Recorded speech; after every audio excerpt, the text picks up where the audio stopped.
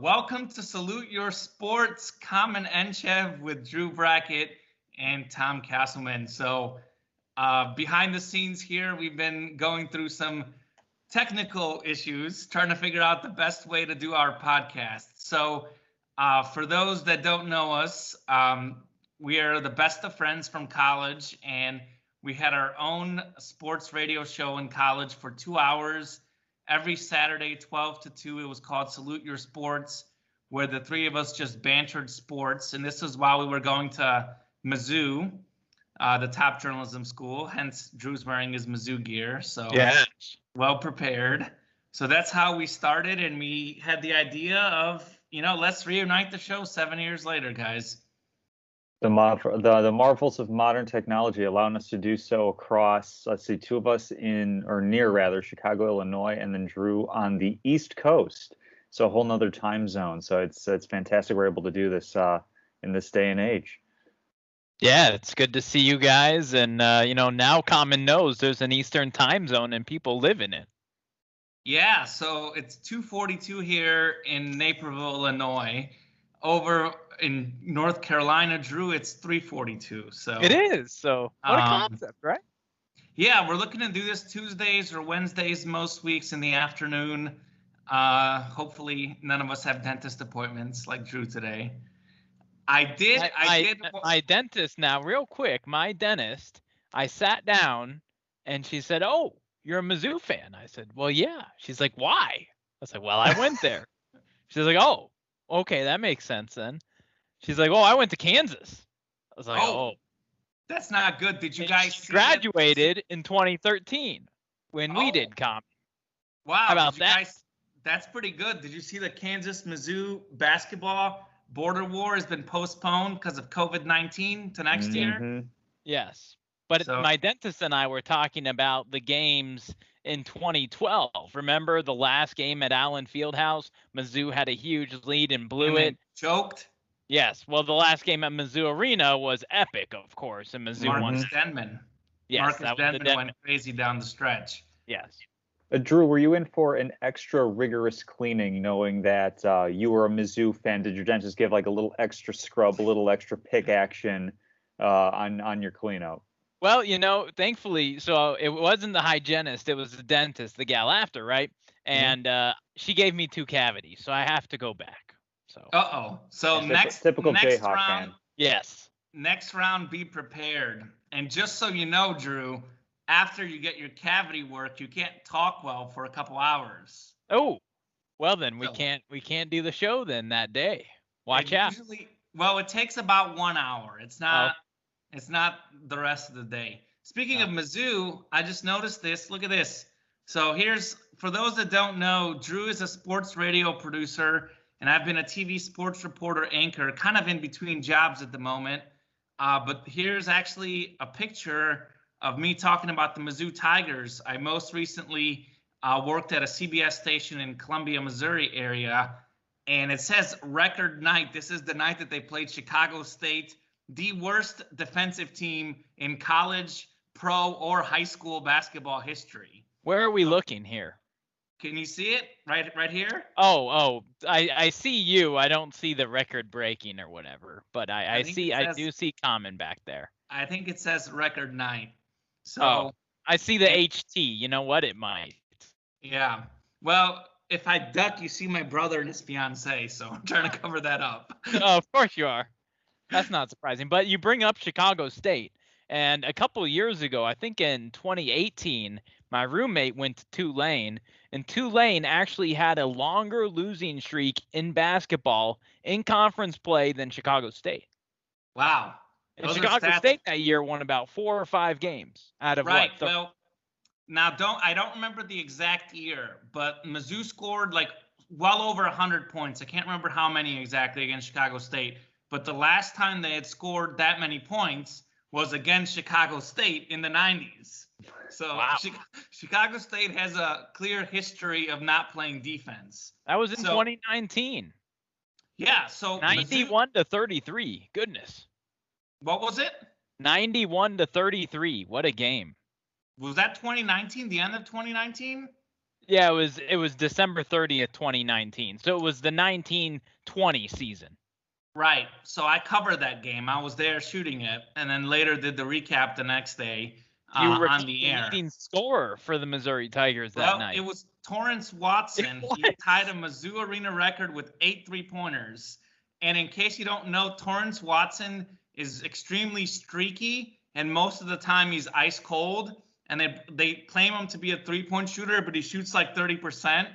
Well, this is one of those games where he got his percentages up, and he was wide open. He made like 5 or 6 in a row at one point, and Chicago State would not put a hand up. It was embarrassing.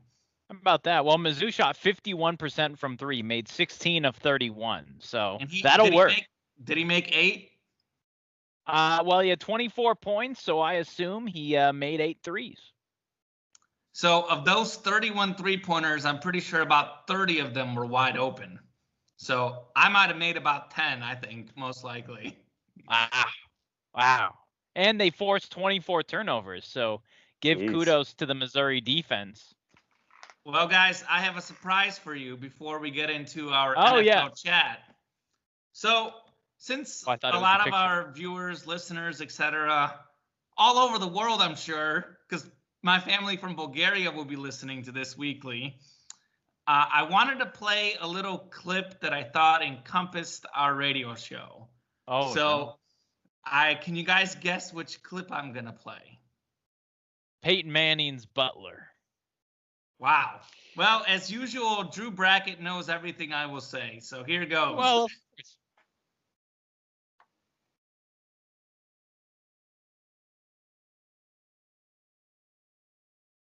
can't hear anything. You can't hear it? Nope. No. Edit it in GarageBand. All right. Cut this out. There goes the idea. I was going off my website, and I probably should have set up the clip, but basically Tom and I are arguing about Peyton Manning. This is back in 2013, again, when we had our college radio show, and Tim Tebow and Kyle Orton were the Broncos quarterbacks at the time. They're coming off an 8-8 season, and Tom Castleman seemed to think the Chiefs, who won maybe 2 or 3 games that year, would win the division. Mm-hmm. I went with Peyton Manning winning at least 10 games because, as Tom himself said, he might be the greatest quarterback of all time. One of them. So it was just a little fun argument. We will have to play that one out another time. To clarify my position on that, years later, I can't believe we're still relitigating this, but that was when Peyton Manning was coming off of, I think it was 4 fusion surgeries to his neck area. Hadn't thrown a football in forever.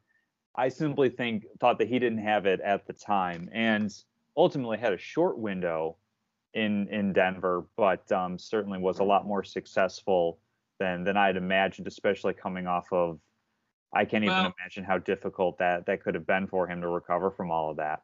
If you were able to listen to this segment, I clearly referenced the preseason, which normally may not mean much, but if we're referencing arm strength and abilities of a guy coming off multiple surgeries, I would say I had some evidence to back up my point.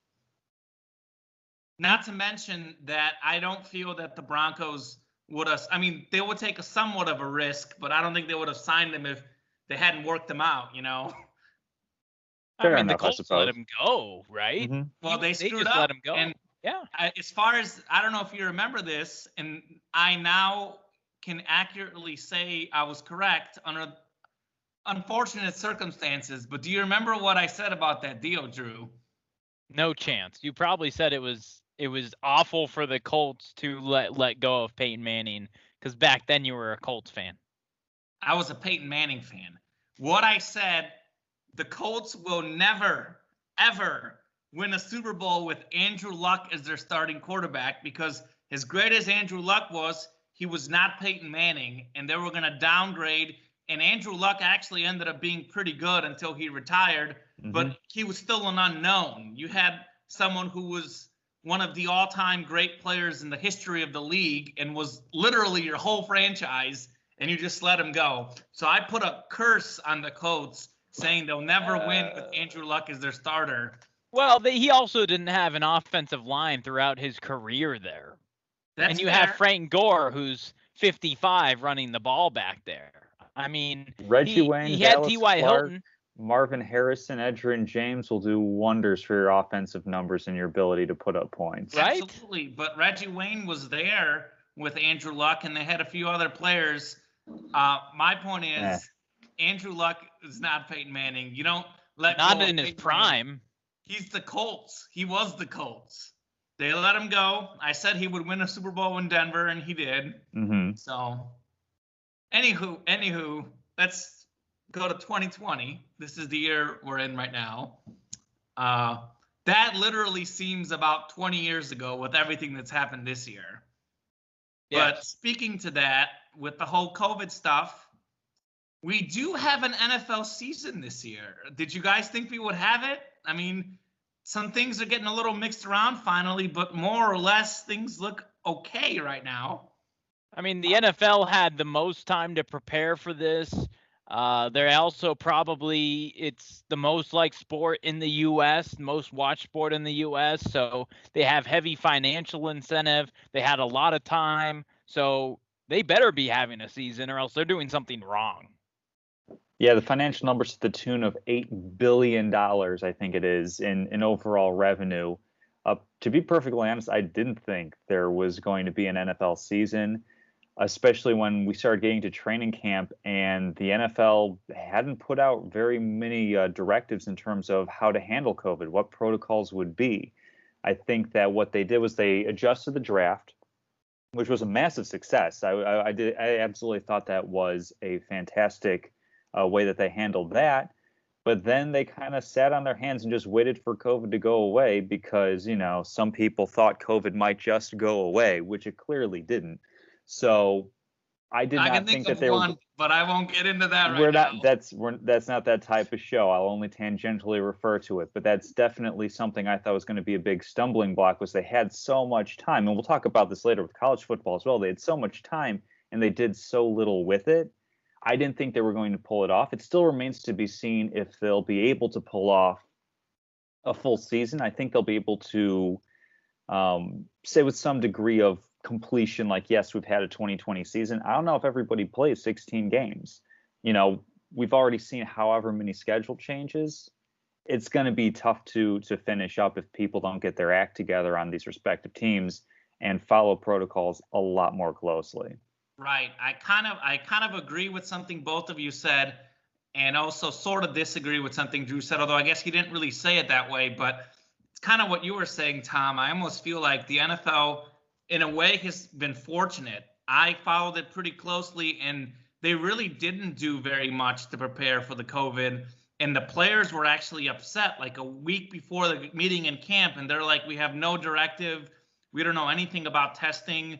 Now, I do understand that they've stepped up their testing protocol and everything, so they're getting better as it goes along. And we'll talk more about this later too, but the NBA is who's really handled it really well. The NHL, as well as the WNBA, can't forget them, putting the players in the bubble. Now, a bubble is not really plausible in the NFL as much, but I feel like they could have done certain things better. But we'll get right into, we're going to talk about some of these early season starts, what they mean. Do they mean much? Because it is weird. They didn't have the preseason, and they kind of had sort of abbreviated camps and stuff. They didn't have the full that they would have had, like the off season especially. They did stuff in the summer, but these guys are meeting in the off season. They weren't allowed to meet. So they kind of just got thrown right into the season.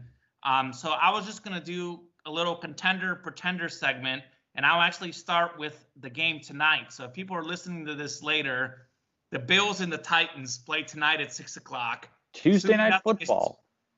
Tuesday night football. It's only the second game ever, I believe, that they played on Tuesday. It was like a Vikings-Eagles game, had been snowed out a few years back or something. I don't have it off the top of my head. I saw it something on the internet. But anywho, the Titans and Bills, the Titans are the one team that's been the most affected by COVID. They've shut down their facilities multiple times throughout the last week and a half. Kind of a miracle that this game is happening. Mm-hmm. And it's a matchup of two undefeated teams, the 3-0 Titans and the 4-0 Bills. Two teams that I guess to an extent maybe over exceeding expectations a little bit, maybe not. Again, it's early, but do you buy that these two teams are the real deal? Undefeated, both of them right now. It's a tough one. I think the Bills are more real than the Titans are, in part because I'm biased on quarterbacks. I don't understand how Ryan Tannehill is doing as well as he is doing on that Titans offense, especially one where only one interception.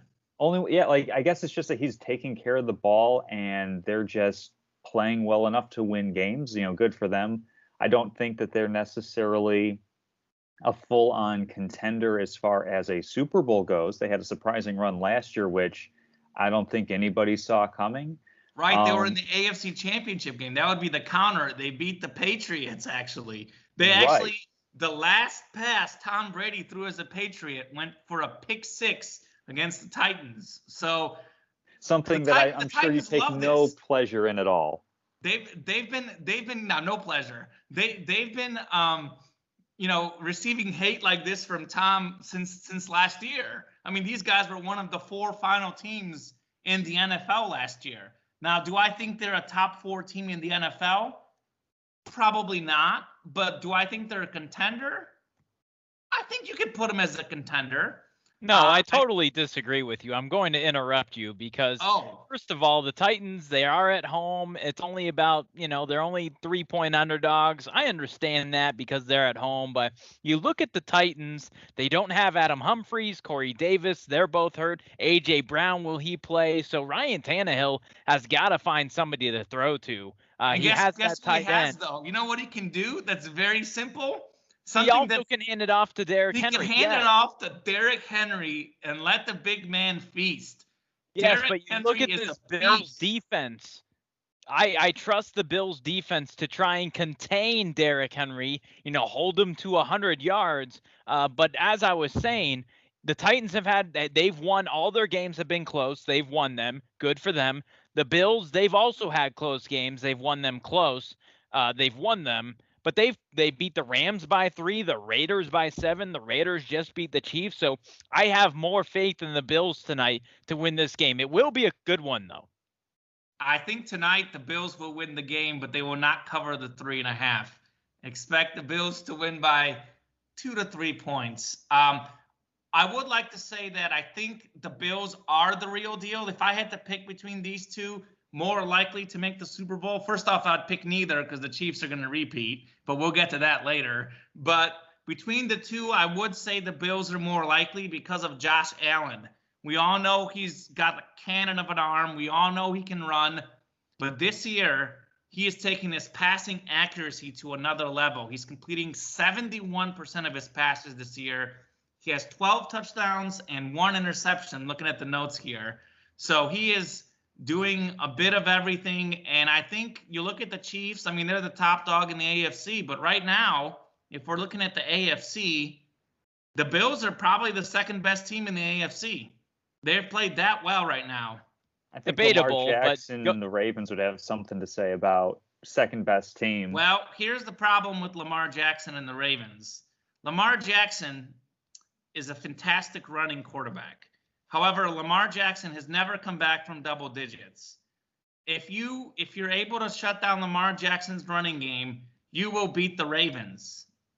The Bills can run the ball and they can pass the ball. In the modern NFL, you got to be able to pass the ball. And the Ravens are not able to pass the ball. That might work in the regular season. But once we get to the postseason, we've seen the Ravens have been exposed. So until they actually win some playoff games under Lamar Jackson, I've got them as overrated.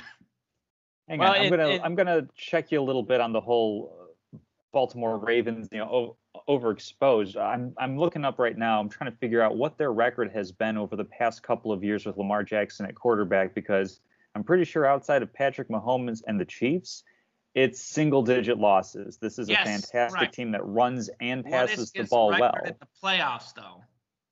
Can you look that up as well while you're at it? I believe it's like 0-3, 0-4. Maybe he got 1. I think it's 0-3. Last year they had the bye, and then they lost to the Titans. They They did lose to lost the to the Titans Titans. game, yeah. They got I don't know. smoked. I think that you can't necessarily say that they're an overrated team if they went 14-2 last year, and the only team that Right. they've I liken consistently them lost to to the has been the Milwaukee Chiefs. Bucks. They're a regular season team. They have Giannis and Lamar Jackson are very similar. They're absolutely fantastic players, but they have glaring weaknesses. And when you go up in the playoffs against a great coach and a great team, those weaknesses can get exposed. Mm-hmm. Now, So I will you're say calling part the of Lamar Titans a great Jackson's team. problem isn't necessarily just that he's not a great passer. They don't have great guys for him to pass to either. So it's their passing attack in general is pretty weak. Now, what Lamar Jackson does great is he takes care of the ball, which I can respect that. He's a low turnover guy, but get me to a playoff game, get yourself down double-digit points, which the Chiefs were down 3 times last year. All 3 playoff games, they were down double digits, came back and won all of them because they had Patrick Mahomes. Lamar Jackson has yet to win a game that he's trailed by double digits in the NFL. Yet to happen. So, Well, and the problem with the Ravens is they're 0-3 against the Chiefs. So until they're going to have to play them at some point in the playoffs, until we see that they can actually do something against the Chiefs, they're in big trouble. Well, sure, but you look at this year, you look at Mark Andrews, he's been such a target for Lamar Jackson, and Hollywood Brown. I mean, come on, his name is epic. He's also had his round of catches this year, so I think the Ravens rated can figure in it out. passing offense? Can you look it up? I'm going to look it up right now. What are they rated in passing offense? I mean, I'm not looking at their ratings in passing offense. Everybody knows the strength of this team is running the football, but they do have some targets out there. Which is another reason for concern. Lamar Jackson is not running the ball at the level that he ran it last year. So I'm kind of. I mean, he's averaging 5.8 yards per carry. That's not How many yards does he have, though? I mean, he has 238 through what? Exactly. 5 games. Through That's 5 not games. great. That's significantly less than he did last year. And maybe so the are people figuring him out a little bit? Because I think to an extent they are. Yeah, I mean, of course you're gonna figure out a guy who's, this is his third year in the league. So yeah, you're gonna watch tape and develop more tape on him and figure him out. But I still think the Ravens are a top 2 team in the AFC. Top 2 regular season team. What else are we measuring by? Well, we're measuring by contenders. I think top 2 is a contender for sure. They're absolutely a contender. I look at the Bills as a more likely team to go deep in the playoffs, Bills or Ravens. I go with the Bills. I go with the Steelers because they have guys who can pass the ball. Speaking of teams to look out for this year, the Pittsburgh Steelers. Ben Roethlisberger is back, and that defense is incredible. Mm-hmm. You know what Roethlisberger said? He wanted to come back so he can play with that defense. He didn't even say the offense. Defense is incredible. What are you talking about? They're giving up 21 points per game. That's 27th in the NFL. No. You're looking at it wrong. They're 6th or 7th in the NFL in points allowed. The modern day NFL is all about points. They've given up 16, 21, 21, and 29 points. That is not a stout defense, if you ask me. I will pull up the stats so I can give you the exact numbers here. I mean, Big Ben is having a really good season coming off the injury. The emergence of Chase Claypool we saw on the weekend on Sunday. The offense is good, but this defense is giving up a lot of points. They're not. They're giving up 21.8 points per game right now, which is the 6th best in the NFL. Okay. That's pretty good. Well, I just see they gave up them. Teams ahead of them. The Broncos, the Texans, the Eagles, they're all not good teams. The Bears, who are not that good on offense. The Cardinals, who still need to take a next step. Mm-hmm. The Colts, Phillip Rivers is washed up. The Ravens, of course, speaking of them winning, they win because of their defense. And the Rams. So all of those guys, I would take Ben Roethlisberger over any of those guys in the playoffs. So the Steelers, to me, the Steelers and the Bills are 2 teams to look out for in the AFC playoffs. Well, Now, I would like to see the Steelers beat the Browns, who they play next Sunday, and then who's they going to win play that at the game? Ravens in a couple weeks. I want to see it happen. I want to see it happen Who's going to because win they haven't the played anybody. Steelers-Browns game? How often have the Browns beaten the Steelers over the years? Oh, Not very often. Of course, but I'm just saying this is a good test because the Browns are hot. The Steelers haven't played anybody. They played the Giants, the Broncos, the Texans, the Eagles. So they need to play somebody. Here you go. This is a great matchup. Browns Steelers. Let's go. I'm ready. You brought it up. The next team that I was going to say is not the real deal of teams that are really high up there in records. The Browns, 4-1. They just had Nick Chubb go down. Now Kareem Hunt is stepping up. He's a pretty good player. Their running game is good. Their defense, not that good. Baker Mayfield, still a turnover machine. And if we're talking about teams who have beaten easy teams, that's exactly what the Browns have done. They feasted on easy competition. So Steelers are going to beat the Browns this weekend, and you're going to eat your words. Oh, I'm not saying they're not going to win. I think they're going to win. But, I just need them to prove to me that, hey, we're a legit contender in the AFC. So a Ben Roethlisberger-led team with a good defense to you is not a contender in the AFC.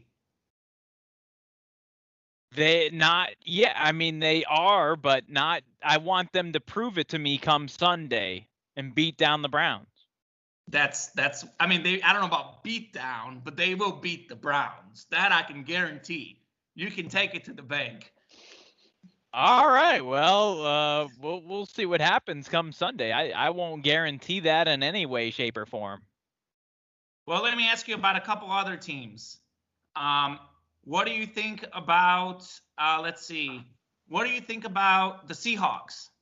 They're 5-0. Yeah.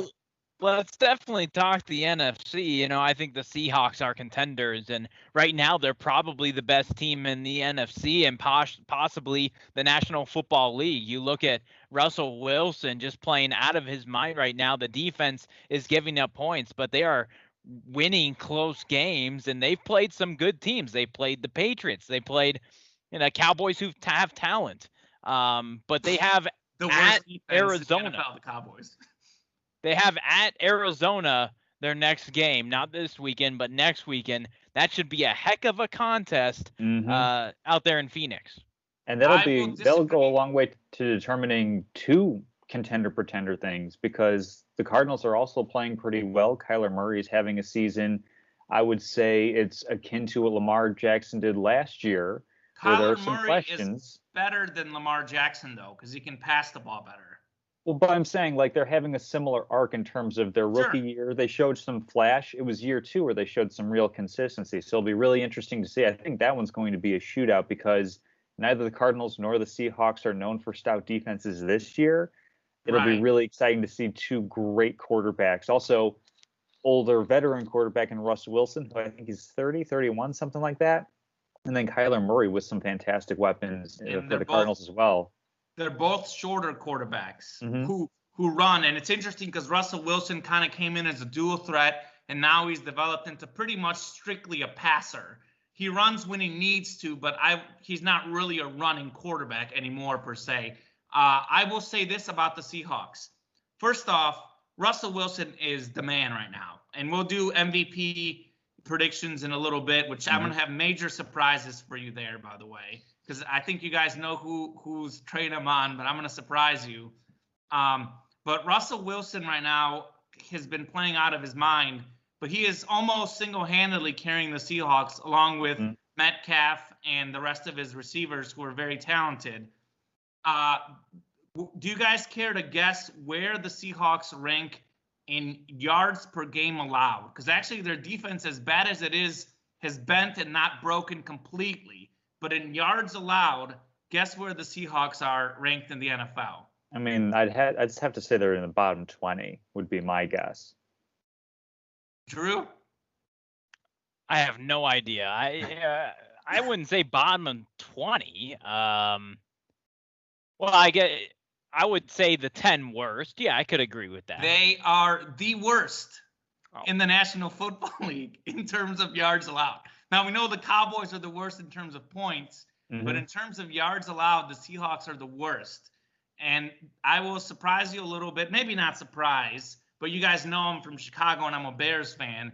But the team to beat in the NFC is hands down the Green Bay Packers, because the Green Bay Packers have a better defense than the Seahawks, and they have a much better running back. Aaron Jones is a beast. He runs, he catches the ball. Aaron Rodgers has a better team around him than Russell Wilson. I could argue maybe Wilson at this point might be a little bit better, but they're both excellent quarterbacks, and Aaron Rodgers has better running game and he has a much better defense around him. So I think the team to beat in the NFC is actually the Green Bay Packers, who are sitting pretty at 4-0, and that offense has been rejuvenated, because last year they were 13-3 behind their defense. This year they're scoring over 40 points a game regularly. So to me, the team to beat is in fact the Green Bay Packers. I think that's a pretty fair statement to make, especially when you consider that they've been putting up all those points with who at receiver? I mean, Devontae Adams has been out for a couple of weeks. I mean, you have Alan Lazard, Valdez Scantling, I'm blanking on his first name. And how about Robert Tonyan coming out of nowhere as the tight end? Had like a big 3-touchdown game 2 weeks ago. The fact that they're able to do it with practically nobody, I mean, it's amazing what Rodgers has done with his career, having thrown 2 touchdown passes to a first-round pick. And that would be Mercedes Lewis, who was drafted like a decade ago by the Jaguars. Yeah. So it's what he's able to do with less is incredible. Yeah, they haven't drafted a first-rounder for him in years, and they went and got a quarterback instead this year. How about that? Maybe he's got a little something to prove. And Aaron Rodgers has been amazing the last few years, but, you know, last year compared to years past, you could argue he was slightly less incredible than usual. They draft a quarterback, and he says, guess what?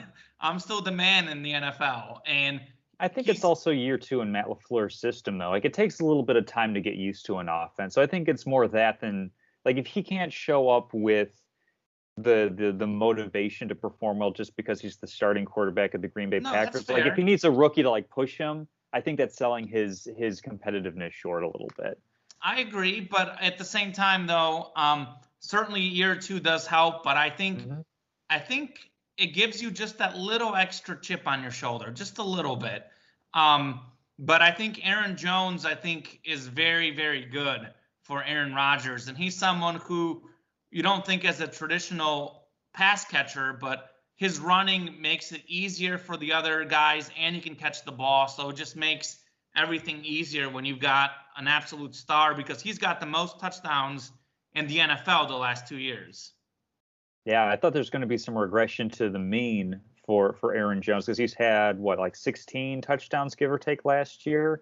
Definitely thought that there was some opportunity for some of those carries or some of those goal line situations to go to other players. So the fact that he's been able to still score at this rate is a testament to his talent.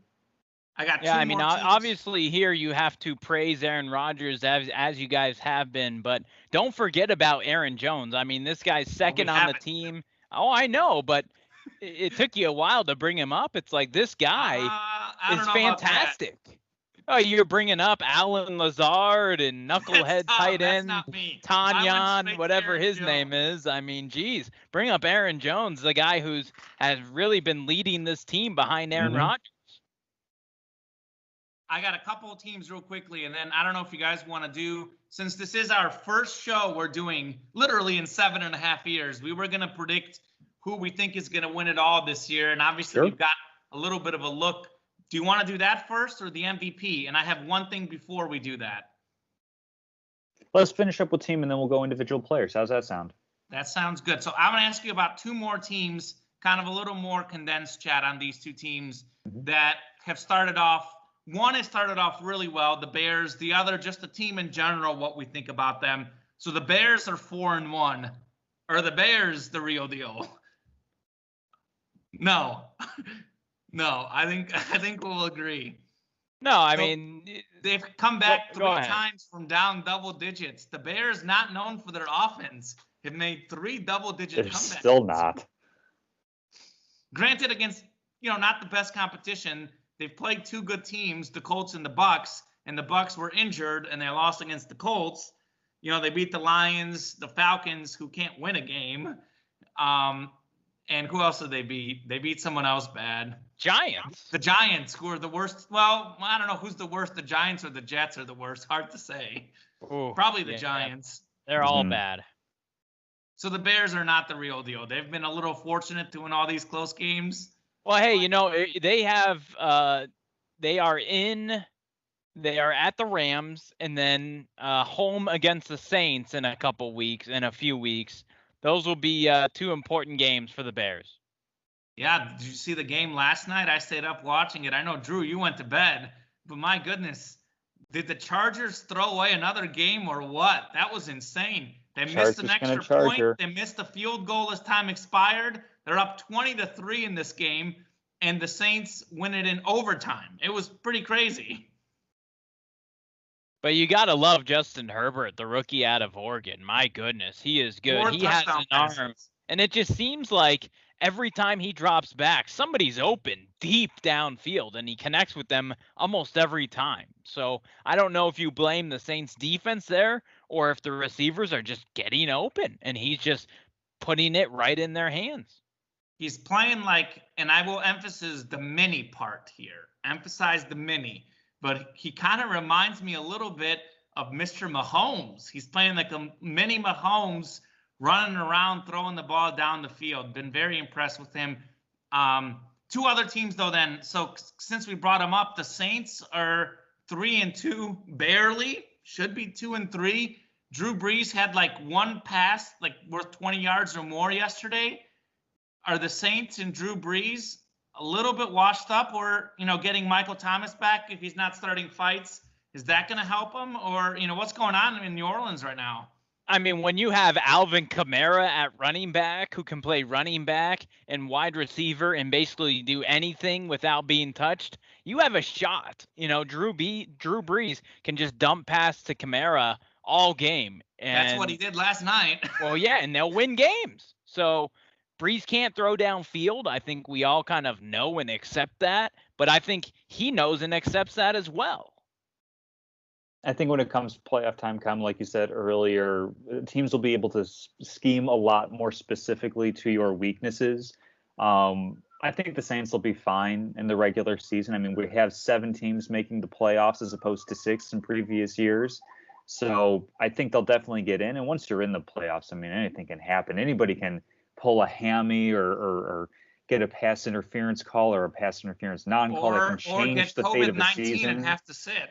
Absolutely. So just ask the Patriots and Cam Newton. If we're pretending that this is, a normal year, like I suppose like the Saints can't be knocked off as a contender.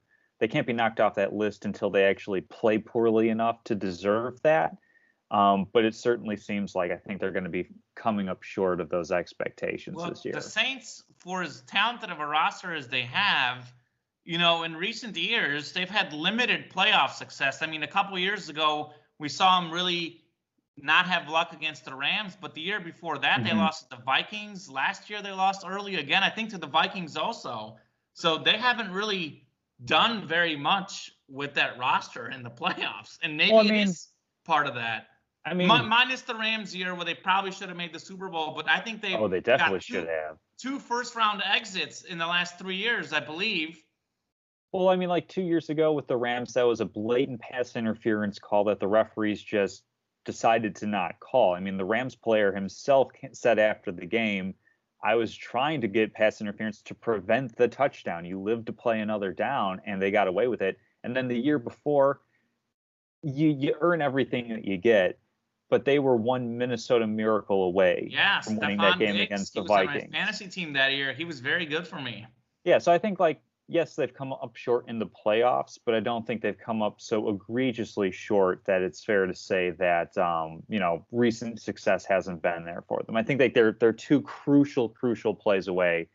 One was just like a bad defensive meltdown, and then, of course, a missed call a couple of years back. That's fair. How about the Bucks and Tom Brady? What do we think about the Bucks? No, not feeling the Bucks. I think no. their front seven on defense is really, really good. Secondary is pretty young, needs some time to come together. And then I don't know what to make of like their running game. Like they seem to do okay. I just don't know if it's going to be, long-term success for the Buccaneers come January, February. I think the signing of Leonard Fournette was a good signing. I'm not a big Ronald Jones guy. So I we'll see what happens with that run game, but you do have to give Brady some time to adjust to this offense, as it's a new offense for him. And I know Mike Evans, it just seems like he only catches 1-yard passes, but he's still a factor, and they've been dealing with injuries. OJ Howard, Chris Godwin, they've been injured, and so they've been having to rely on Scotty Miller. Yep. Which is something who's been a big disappointment for the Bucs, and granted, again, he hasn't played in a while, and we've got this whole COVID season, and maybe he'll step up, but I've been very underwhelmed by Gronkowski. He was supposed to be a great fit with Brady. He's doing next to nothing so far. Yeah, he's throwing blocks. He's throwing good blocks out there. He's not catching the ball. Does he have a touchdown catch yet? I'm not sure that he does. No, he doesn't, but he's on my fantasy team, and he's done absolutely nothing for me. Well, that was just a bad pick on your part. I mean, you look at Gronk, the guy retired, he partied it up. He's still probably partying it up, and he's just not going to have the same touchdown factor as he had in the past. He's a big guy and is probably still very fast, so I would utilize him as a blocker rather more than a pass catcher. I think that's something that can't be discounted in the Rob Gronkowski discussion, was that he retired because he was in so much pain from all the injuries that he suffered.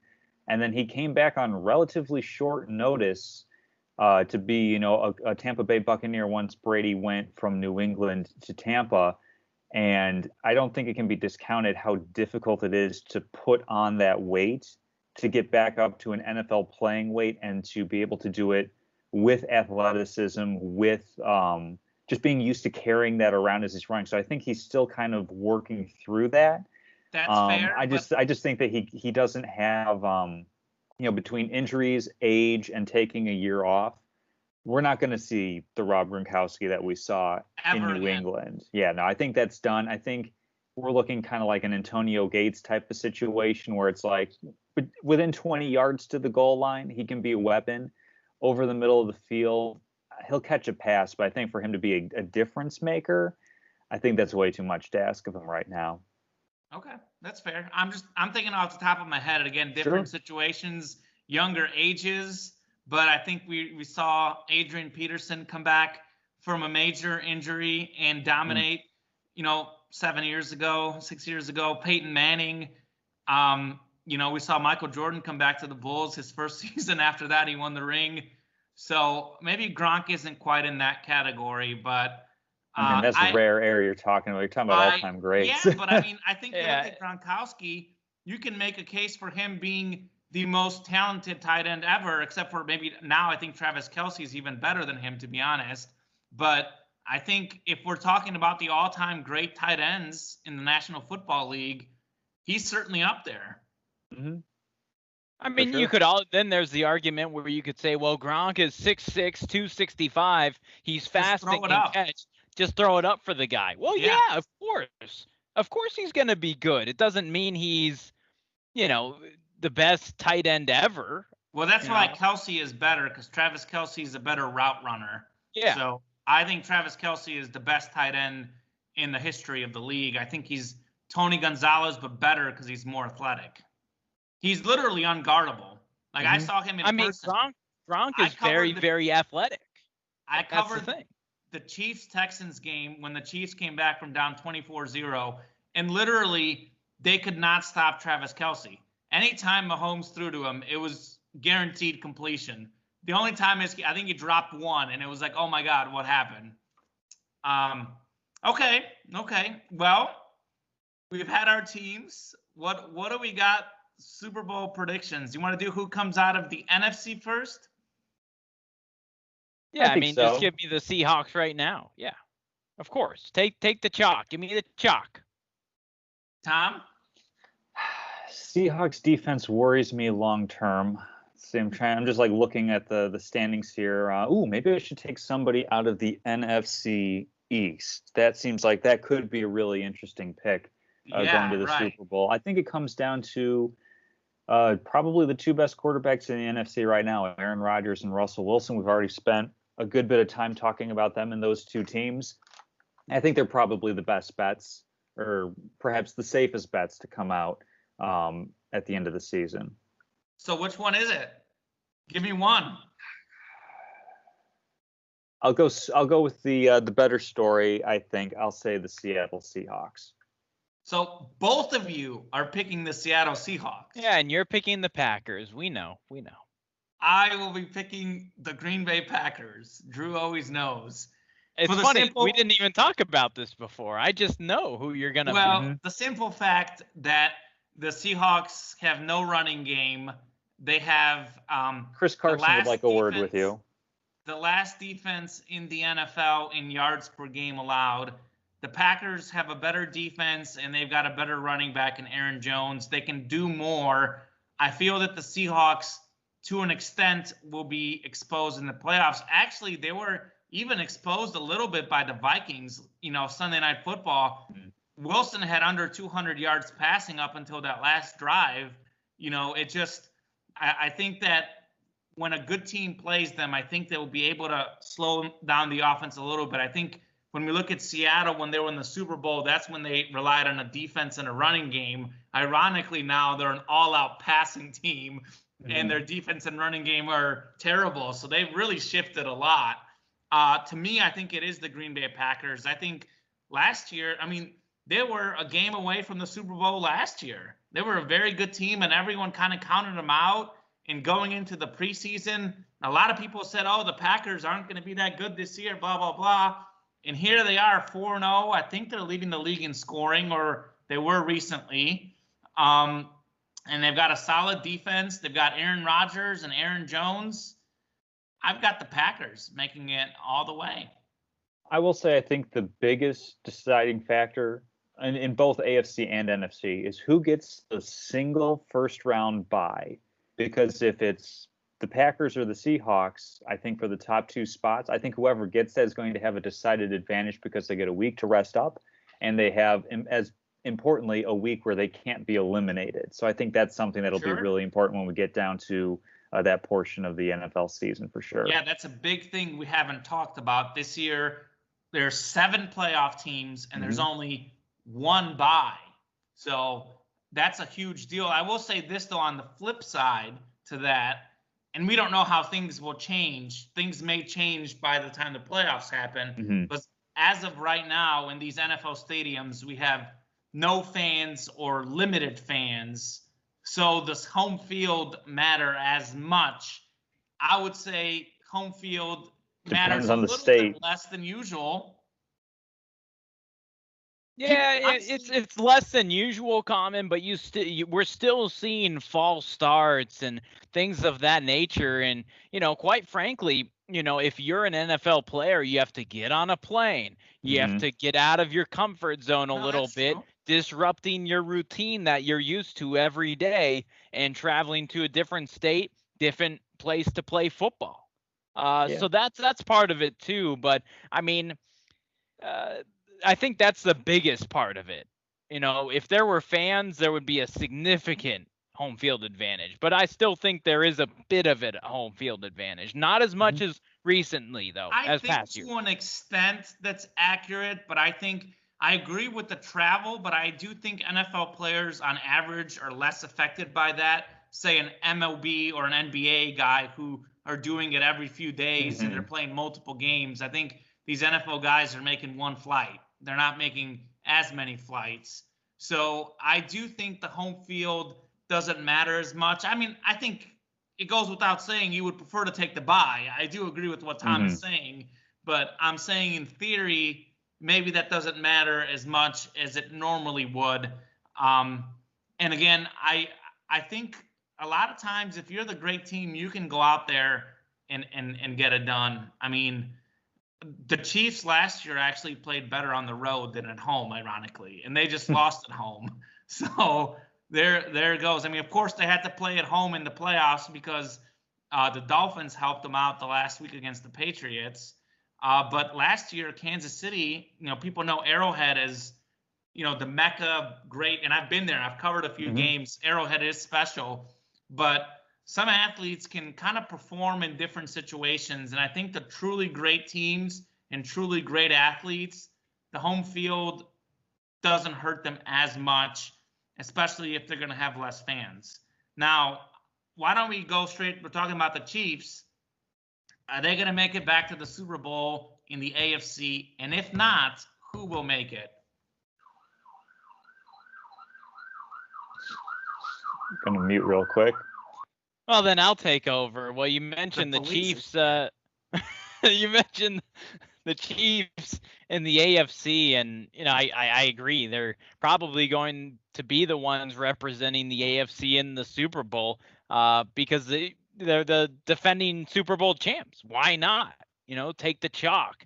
You mentioned the Steelers, and I know you don't like the Ravens postseason comment. You are Mr. Criticized me for taking the chalk, and all of a sudden you're all about the chalk. Have you taken? Oh yeah, just talking about it. Of course, I'm going to take the chalk. Okay. Of course. Doesn't mean I enjoy the chalk winning, but it doesn't mean I enjoy seeing it happen. Oh, I enjoy watching the Chiefs. Yeah, it makes sense. They're the defending champs. Yeah, but how often do the defending champs make it back? That doesn't happen very often. You're right. So it could be the Bills to dethrone them. Could be the Steelers. We'll see how Big Ben holds up. But maybe the Ravens. I know you don't like them in the postseason, but man, if they get going, you never know. They're 0-3 against the Chiefs the last 2 years. They've yet to beat the Chiefs. And actually, quite frankly, so I actually covered that game last year. It ended up being a 5-point game, but Kansas City was in control the whole game. Baltimore scored a touchdown with less than 2 minutes to go, and then they were down whatever, they went for 2, didn't get it, but it was a double-digit game most of the way, so that score was not reflective of where the game was. Now, the first time they played, it was much closer. Mahomes produced magic. They went in overtime.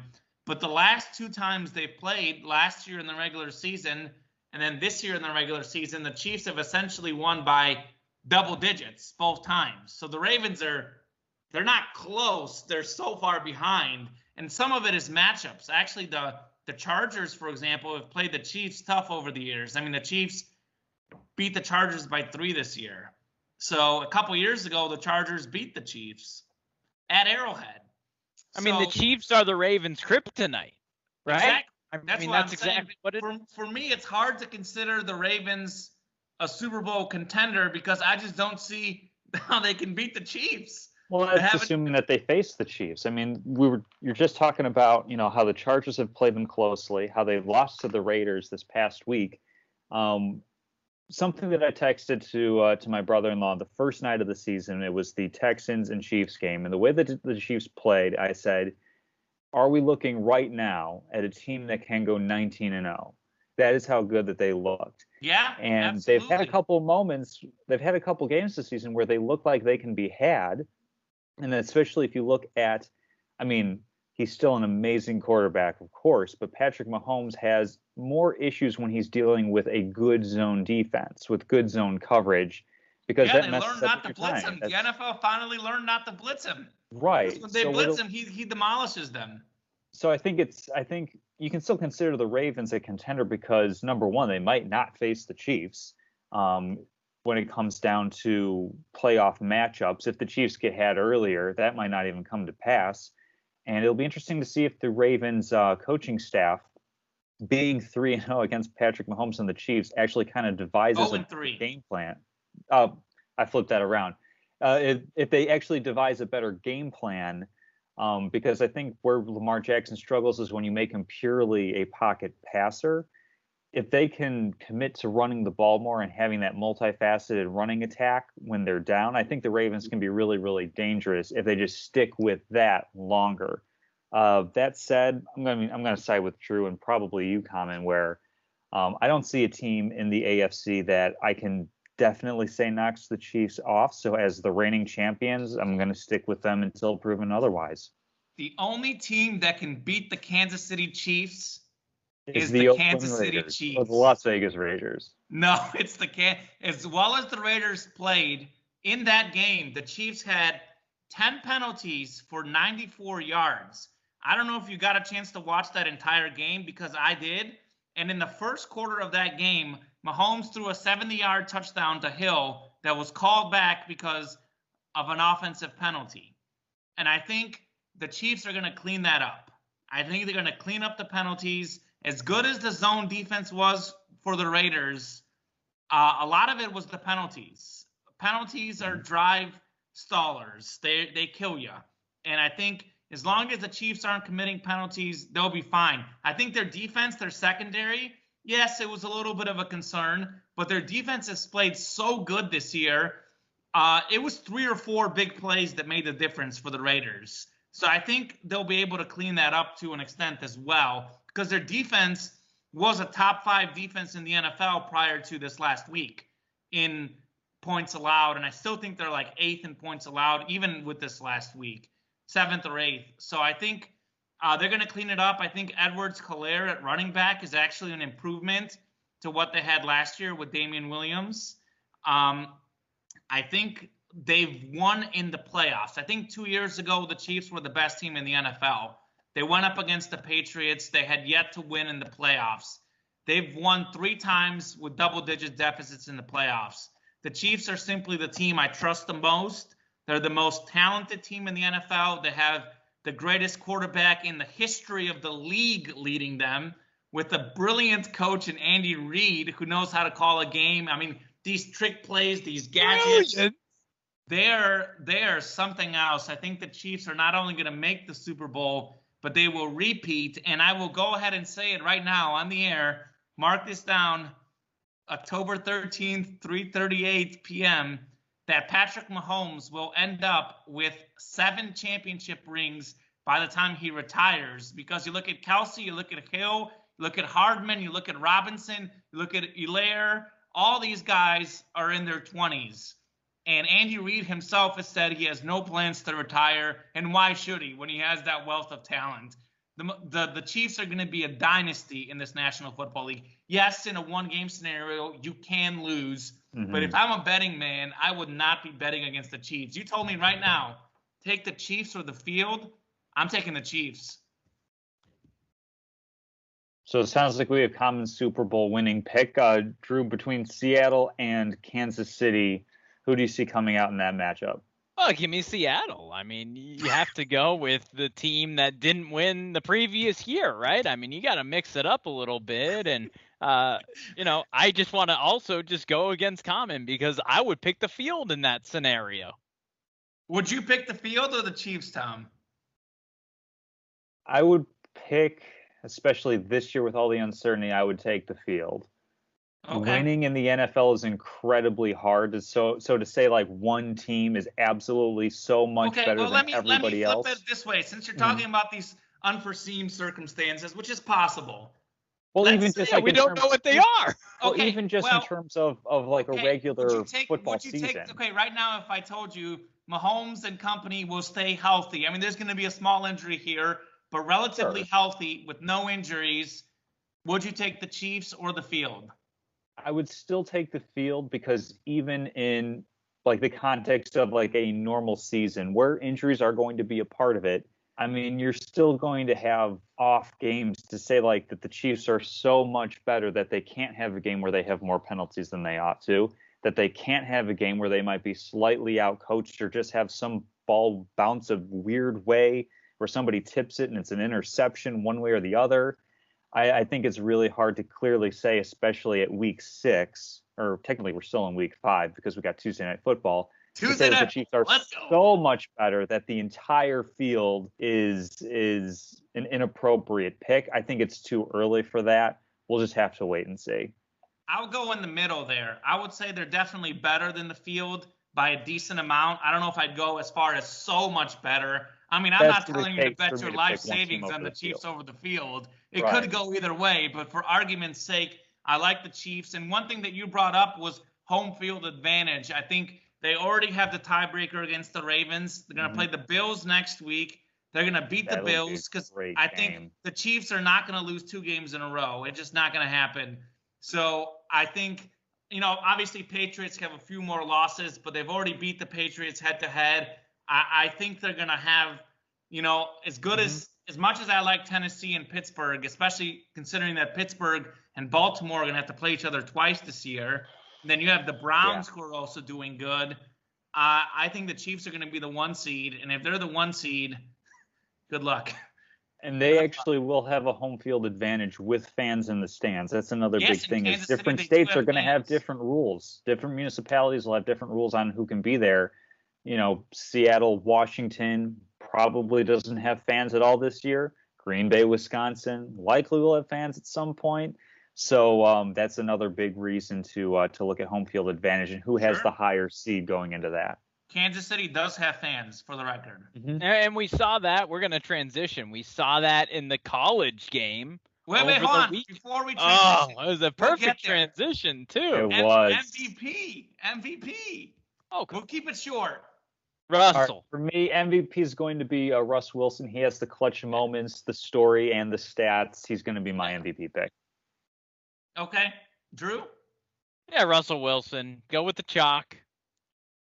Well, I'm surprisingly going to also go with Russell Wilson because... It's not a surprise. Well, I'm on the Mahomes train over here, though, because I think Mahomes is a better quarterback than Russell Wilson right now. I think if I were taking a 1-game scenario, I would take Mahomes. But I think simply the fact that Wilson, he has 19 touchdowns. Mahomes has 13 right now. Wilson's a little bit ahead of him. What Wilson has going for him is that he has a worse running game and a worse defense. He's going to have to put up the numbers for them to win. And the number one thing Wilson has going for him that Mahomes doesn't, in the event that it's a close race, Wilson has never won MVP. Mahomes has already won MVP. Vote. Yes, they're going to have to vote, and Mahomes is going to win MVPs for years to come. So if that competition is even remotely close, I think Russell Wilson's going to do it. In fact, I remember 2 years ago when Mahomes did win the MVP in what was the second season in the history of the league where he had 5,000 yards and 50 touchdowns. For most of the season, Mahomes was not the favorite. It was actually Drew Brees. Everyone wanted Drew Brees to win MVP, but Mahomes outperformed him by such a high amount that he ended up being the MVP. I think this year, Wilson is already kind of a little bit further ahead, that Mahomes and Wilson's stats won't be significantly different, hence to go with Wilson. Now, Drew, go ahead and transition. Well, speaking of the crowds, over the weekend in College Station, a huge crowd on hand for the Florida Gators and the Texas A&M Aggies, and Dan Mullen was upset. He wants to pack the swamp for this weekend. He wants 90,000 people. That's what he said. What do you think about that, Tom? What do you think about 90,000 people in the swamp? In Gainesville! I think it's grossly irresponsible. I don't know how far down this road we want to take this conversation, but nice sentiment, but this ain't the year for that sort of talk, I don't think. That's fair. Well, I covered the Mizzou Florida Tom, game. I want my team to win, though. I want the Gators to win. I mean, it was because A&M had the crowd. That's why they won the game, according to Dan Mullen. Right. I would argue that was partially accurate because I watched almost that entire game. I was watching Mizzou and Florida at the same time. And I think Florida did make some mistakes where you'd argue in a game like that, the crowd did make the difference. I will say Florida, single-handedly, my opinion of them changed because I'm so used to seeing Florida's great defenses. And I was ready to hop all aboard the Florida train because Kyle Trask is an amazing quarterback. Mm-hmm. He is one of the top 2 or 3 best quarterbacks in the college football. But I was so disappointed in that Florida defense. I mean, we saw it in the Ole Miss game where they got torn up, but they got torn up bad against A&M. Actually, the Florida A&M game was like 41-38, something like that. But the score was not indicative of how bad the defenses were because we had a lot of long drives. Neither defense could get off the field. And the Gators are so far away from being a real contender because they're so horrific at defense. In fact, I'll give you one lock this week for a bet that if you want to go home and bet your mortgage on or something, don't bet your mortgage. But you're 0-1 so far, Common, on your locks. I would guarantee you, that the Florida Gators and LSU Tigers, which LSU lost to our Mizzou Tigers by 45-41, one of the games of the year. What's the over-under, Drew? You have it written down, I'm sure, on points. Florida and LSU. The over-under in that game is now 72. Okay, take the over. Take the over. Yeah, Those defenses are horrific. I'd probably bet over 80 in that game, to be honest. Wow. Take the over. LSU couldn't tackle anyone. Did you guys see the Mizzou game or see any highlights? They literally showed no desire to tackle. Neither team could letting tackle Mizzou them. run by them and not tackling them. There were 10,000 combined yards in the game. I mean, there was no defense whatsoever. 1, it was just run deep, throw like 10,000. Yeah, and you know what? The irony of it all, they won on a defensive stop. Yeah, Mizzou stopped them 4 times in a row from the 1-yard line. Mm-hmm. That's the biggest win for Coach Drinkwitz. He could not have imagined the better opening week win. And actually, Barry Odom at Mizzou, can you guess how many top 25 wins he had in his 4 or 5 year stint at Mizzou? 1 top 25 win from Drew. Yeah. What do you think, Tom? It is correct. I'll just go ahead and say it. I haven't followed Barry Odom that closely, but that makes sense. Yeah. And they probably, I don't know who, I was purely guessing. They won at probably Florida with Drew Lock. Yeah, I was going to say they probably stole a Florida or maybe South Carolina was 25th one week or something. No, they beat Florida. Florida was like just outside the top 10 maybe, and they beat them by 3 touchdowns on the road. It was kind of a statement win, actually. Wow. Okay. That's when at the time, because Odom was already getting talk about getting fired that year, and then he won that game. Mm-hmm. Lo and behold, he got fired the next year. So they should have let him go after the Kentucky game where they lost to Kentucky when Kentucky got the untimed down, and Mizzou didn't get a single first down in the second half despite having an NFL quarterback. Just pathetic. Great defensive coordinator, Barry Odom is. Great defensive coordinator. Not a head coach in the SEC, though. Right. And Eli Drinkwitz is the man for the job at Mizzou. I wouldn't get too excited about this year. Their defense still has major holes to fill, and I think their offense will not be this good when they play an actual defense, not LSU. But I would say for the future, Mizzou has their guy, and the quarterback's a freshman. So pretty cool. And what made this weird, the weirdest thing about the Mizzou game is that we have this COVID-19 season, and the game got moved. It had nothing to do with COVID-19. Mm-hmm. There was a hurricane in Louisiana. It was supposed to be a home game for LSU. It still got moved to Columbia, and it was actually considered a home game for LSU. The profits went to LSU, but it was a home game for Mizzou. And in a game like that, when it's that close, you get down to the 1-yard line, I'm willing to bet that made the slight difference to push Mizzou over the top. It was also an 11 a.m. 1-yard difference. It made the 1-yard difference. It was also an 11 a.m. local start. And, when you're a team like LSU, you're ranked, you're like, well, we're going to go to Mizzou and beat them. No problem here. They may have been, just kind of looking ahead and just kind of went through the motions in that game. Because it was an 11 a.m. game on the road. Should Bo Pelini be fired? He's their defensive coordinator, the former Nebraska head coach. Bo Pelini is the DC over at LSU, and they gave up against Mississippi State, scored 2 points against Kentucky? How many points did they score against Kentucky, Drew? They got 2 points. I mean, that game was bananas, but 2 points. But Mississippi State, their quarterback set the SEC record with 600 yards and 6 touchdowns at LSU. Then they go up against Mizzou with the freshman quarterback making his second career start. Mizzou had 3 of their top 5 wide receivers out for injury, including a starting offensive lineman, and you give up 45 points. I mean, come on. That's bad. And we've seen it twice, not once. That's 2 eggs the LSU defense showed. So, I mean, they're the defending national champs, but almost every starter is gone from last year's team, and they have some major work to do. Let me ask you this, though, while we're on the topic of SEC football. A big game this weekend. Number 2, Alabama against number 3, Georgia. Who you got, and by how much? The line is 6, by the way, for Alabama, of course. Of course. I mean, I know who I want to have win. Georgia. I may as well just go with that. I think we will see for the first time in Nick Saban's tenure at Alabama a former assistant coach get a win against him.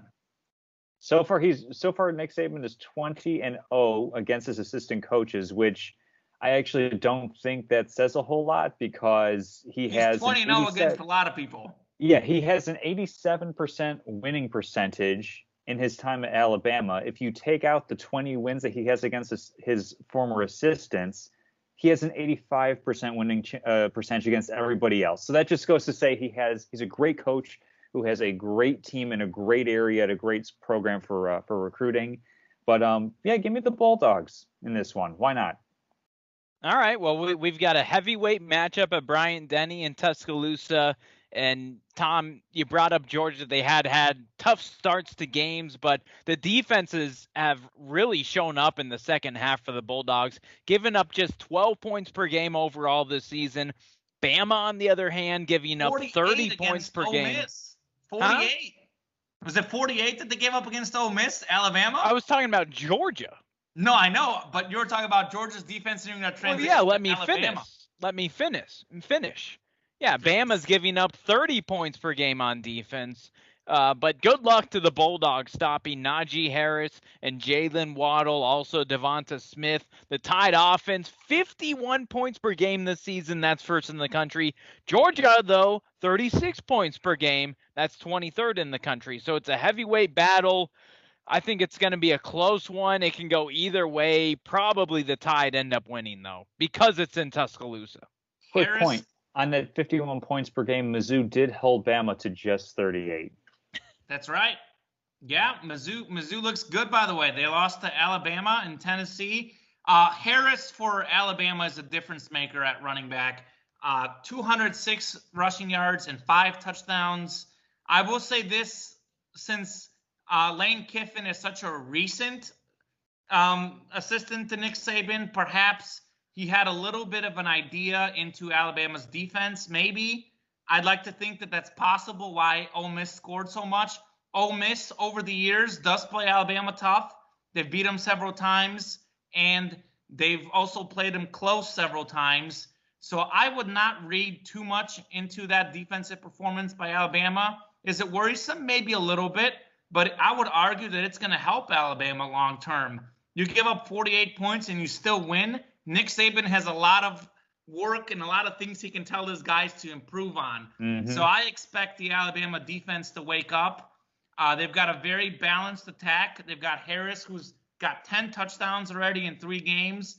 They've got a pretty good quarterback. Let me pull up the numbers here since I have them written down, Drew. I mean, Mac Jones is your typical Alabama game manager, at least before Tua got there. Mm-hmm. He's not going to turn the ball over very much, and you just have to hand it off to Najee Harris or throw it up for Jalen Waddle and Devonta Smith. He has plenty of guys out there.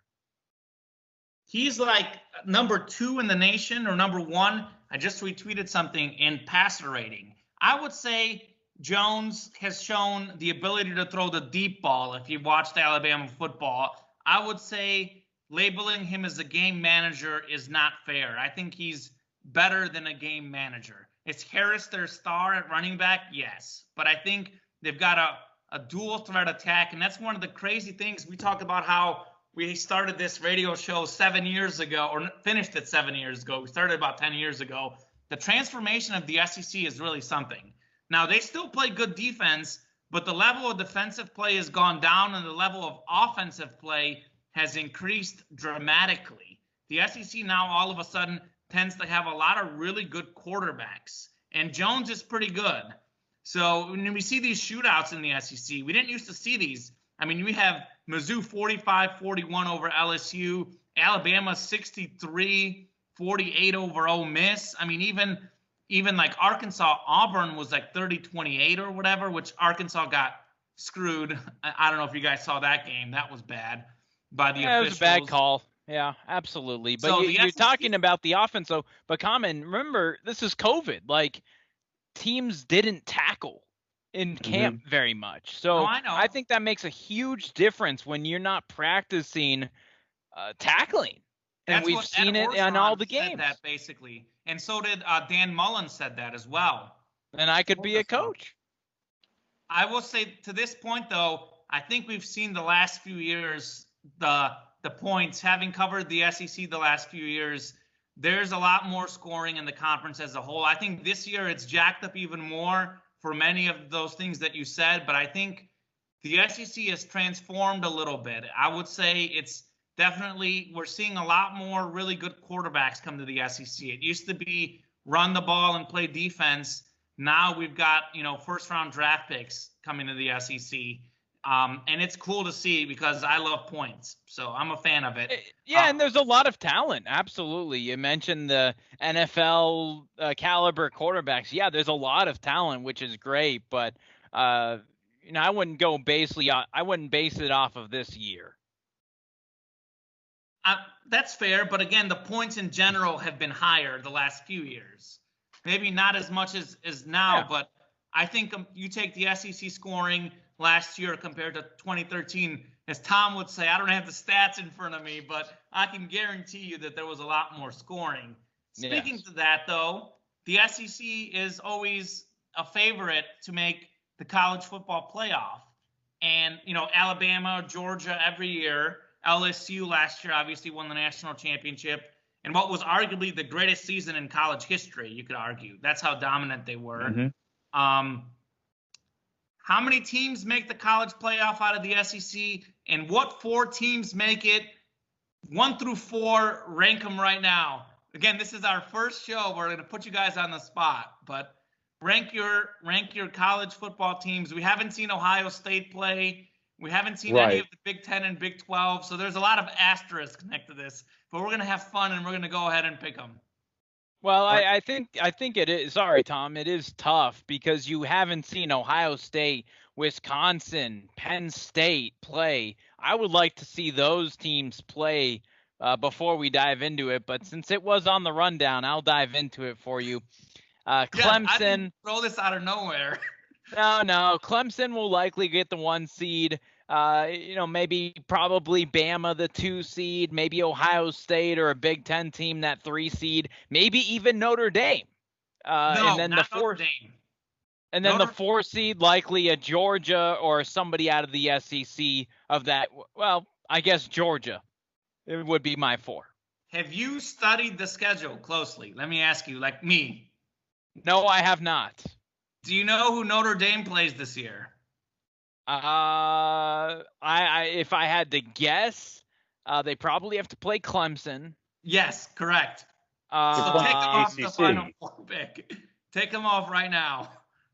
Yeah, but if those two, okay, here's the situation. What if Clemson runs the table? Notre Dame's only losses to Clemson.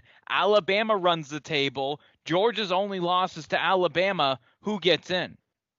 I think they're going to favor Georgia out of the SEC. And then we've got Ohio State, who's likely going to run the table in the Big 10. So what I have is I think Clemson has a very easy schedule. Their only top 25 teams they play are Notre Dame and then Virginia Tech, who's right at 23-24.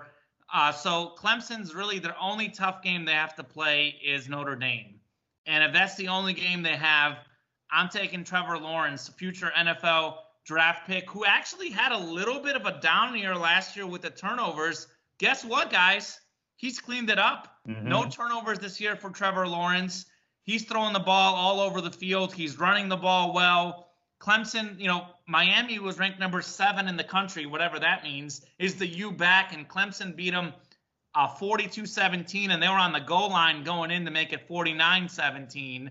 So a season where you play a lot of conference games, I just don't see them losing in that conference. They never lose in the conference. And they've got what? Like Trevor Lawrence has lost like 1 game the last 2 years, I believe. Mm-hmm.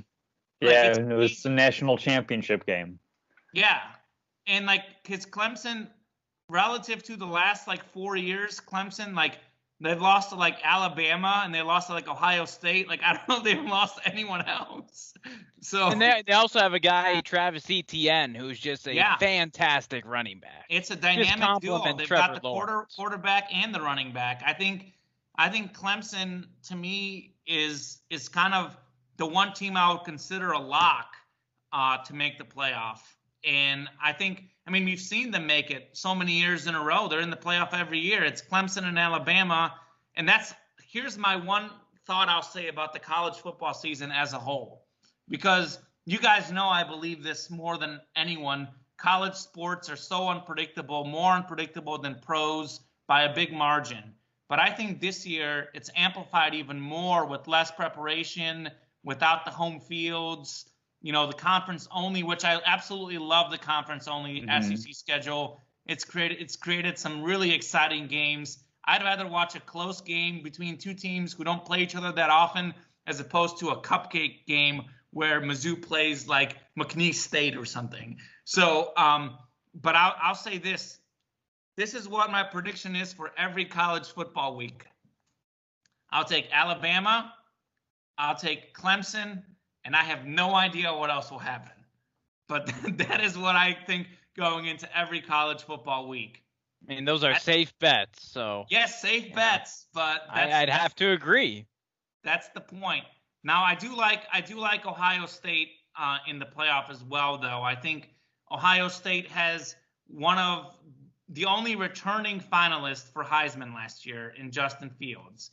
The Heisman finalist last year, he's the only one that's back. He, of course, was very vocal in getting the Big Ten back to play. You know, he was probably the most outspoken athlete about return to play. Because as we know, the Big Ten comes back, I think, the 24th of October. Is that right, Drew? I believe something it's like that. I believe it's so in a couple weeks. You know, most people who are tuning in to our show an hour and 24 minutes in probably know that the Big Ten is coming back. But in case they don't, the Big Ten originally voted not to play this year, then chose to play, and Fields was one of the most outspoken guys in relation to that. I'm trying to pull up my stats here, Drew. Justin Fields, more than 3,000 pass yards, nearly 500 rush yards last year, a true dual threat player, a guy who wants to go up in the NFL draft boards, a guy that's returning. I mean, I think Ohio State will make it out of the Big Ten. The problem with them, though, I believe it's only 8 games for Ohio State. Is that correct? Mm-hmm. So they have literally almost no room for error. I think if they lose a game, they're likely out of the playoff picture. So they kind of got to go perfect. Do you think that's true? I don't think so. Look at it this way: Ohio State goes 7-1, and Georgia goes 9-1 with a close loss to Alabama. Are they going to argue 9-1 in a tougher SEC conference, losing to Alabama versus 7-1 Ohio State? I think they're going to take Georgia in that scenario. I think that they'll go, well, it depends on who the other teams are, because I have Ohio State, Alabama, Clemson, and Georgia as my 4 teams getting in regardless. So I don't think it'll come down to that. I think if it comes down to, let's just say Notre Dame has one loss to Clemson or Ohio State, they'll pick Ohio State. I mean, I know how you said that. Ohio State, really? Well, obviously it depends on who Ohio State loses, but Notre Dame's kind of a big name program as well. Well, yeah, I think if Notre Dame's only loss is to Clemson, I would think they're probably going to take Notre Dame over Ohio State, assuming they both have one loss, obviously. Because I've got the same Final Four as you, but I have Ohio State finishing 8-0. I have Alabama going 10-0. I have Clemson going, what are they playing, 10 games? I'm not even sure how many games they're playing.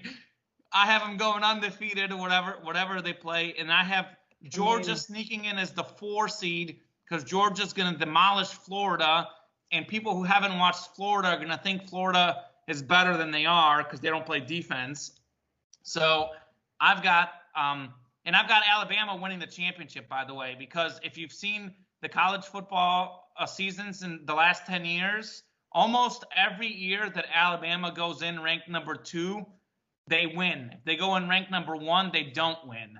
I think Clemson is going to cruise through that conference, and Clemson's going to go in as the number 1, and Alabama being number 2 or number 3 is going to help them a great deal. it's easier to, I mean, we had LSU as the number 1 last year, but usually it's easier to come in as the 2 or 3. And whoever's the 4 seed, though, this year will actually keep it competitive because we're used to seeing Oklahoma come out as the 4 in the Big 12 and get demolished. Well, this year, the Big 12 is not going to have any representatives. The Big 12 went 0-3 against the Sun Belt, which is symbolic of the season as a whole. Now, is that going to happen again? I don't think so. You guys know I used to cover Arkansas State at my first job. They beat Kansas State. That was a huge upset. Coastal Carolina beating Kansas, not as much. Kansas is terrible, obviously. But I thought, what was the other one? Iowa State lost to Louisiana Lafayette. That was a pretty big upset. The Raging Cajuns are still undefeated, though, so there's that. Yeah. But I think, the Big 12 is really, really down this year. I think the Pac-12, I don't think there's anyone real good out of the Pac-12. So this is a year where, it's going to be the SEC and the Big Ten and Clemson. That's kind of what we're looking at. And I know that's not very bold. That's kind of what we've had a lot. But I think we're missing Oklahoma. I think Oklahoma's obviously he's got 2 losses already. They're toast. Mm-hmm. So what do you have? Me and you have the same Final Four. Who do you have in the title game, Tom? Because I've got an Alabama-Clemson cliche pick with Bama rolling. Yeah, I mean, that's probably I probably would go with Clemson on that simply because I'm going to trust Trevor Lawrence to be incredible. And Etienne, I don't know why he came back for another season. He could have gone to the NFL and just started making money, which I support wholeheartedly. So I had the same title game as you. I'm on the other side, though. I'm taking the Tigers. Drew, what's your Final Four? You probably have someone random in there, like didn't I already say it? I said it about 10 minutes ago when we first started this segment. Clemson, Bama, Ohio State, probably, and Georgia. Yeah. So we all have the same boring Final Four. Of course. No, so who would like be, I like who how would you be said a surprise that. Team? I don't have this in the rundown. If not those, who would be someone? I mean, define surprise. I think anybody outside of those 4 would be a surprise, whether it be Wisconsin, Penn State, Notre Dame, Oregon. If you really want to dig deep, Oklahoma State. They barely beat Tulsa. The only way that there's a surprise team that makes it into the Final Four is if one of these Final Four teams is a surprisingly bad team and is out. And really, the only team for which we can say that is even a possibility is OSU, because the other 3 teams have already been playing and have already pretty well established what they are. So basically it comes down to, is OSU going to meet its standard? And if not, then sure, we can have a quote-unquote surprise team get in. But for as unpredictable as college sports can be, I'll give you one possibility, and I'm looking at the schedule right now. Mm-hmm. Traditional basketball powerhouse, home of the Michael Jordan. We'll have more on Jordan later in the show, by the way. Mm-hmm. Preface that, the GOAT discussion. Statement of the week. Well, I know it's not on the rundown. Relax, Drew. North Carolina this year does not play Clemson. Now, they play Notre Dame, but they host Notre Dame. So, and North Carolina's undefeated right now. They also play at Miami, but otherwise, their schedule looks pretty good. And that's what it was. The Notre Dame's playing the ACC teams this year. Is that right, Drew? Mm-hmm. Yeah. So they're basically in that conference this year. Yeah, I mean, you're talking UNC. You got to give love to Sam Howell. He'll be coming up in the Heisman talk here. But yeah, they're looking really good, and they could be a sneaky team if Clemson loses and North Carolina runs the table, beats Clemson in that ACC championship game. You never know. Well, I would argue that if they run the table and lose in that game, they're still doing the ACC championship. They're planning on it. To my knowledge, yeah. I would argue that North Carolina could even lose in that scenario and still make it if they beat Notre Dame and beat Miami and lose close. I mean, I don't know. That's tough. Only if OSU does poorly. Like, nobody gets in on their own merit outside of those 4 teams, because it's like you said, college sports is unpredictable, more unpredictable than pro sports. It is everywhere except for the top in college football. I mean, how many years have we had the same conversations about Bama, Clemson, OSU? those have been the mainstays for the most part for the college football playoffs, and then it rotates that fourth team, whether it's LSU or Oklahoma, something along those lines. Georgia. It's the fourth like, team is often the second SEC team, right? which is usually Georgia, but was LSU last year. Right. So I just don't think, like, yeah, this team can have, like, they can have a great season and they can, UNC can run the table, or perhaps Notre Dame, like, well, Notre Dame faces Clemson, so we'll stick with the UNC. Perhaps, yeah, they run the table and lose to Clemson. They still don't get in if Ohio State just takes care of business. I don't really see a way that they necessarily even overcome Georgia. The only way they overcome Georgia is if it comes down to the SEC championship game. Like, Georgia loses to Bama, but I don't know, even then, they're going to put in the teams that they want to put in for better ratings. Georgia's going to get more eyeballs than the Tar Heels will. How about the Heisman? What do we got? Drew, you've got UNC over there. You giving some love to UNC? Sam Howell, I mean, honestly, if they run the table and, he keeps doing what he's been doing, maybe. But you have guys like Justin Fields and Trevor Lawrence, the two Heisman favorites this season. You got to believe that one of those guys will win it. Do you think having Etienne and Lawrence, does that take away one from the other at all, or not really? Do they take away numbers or votes away?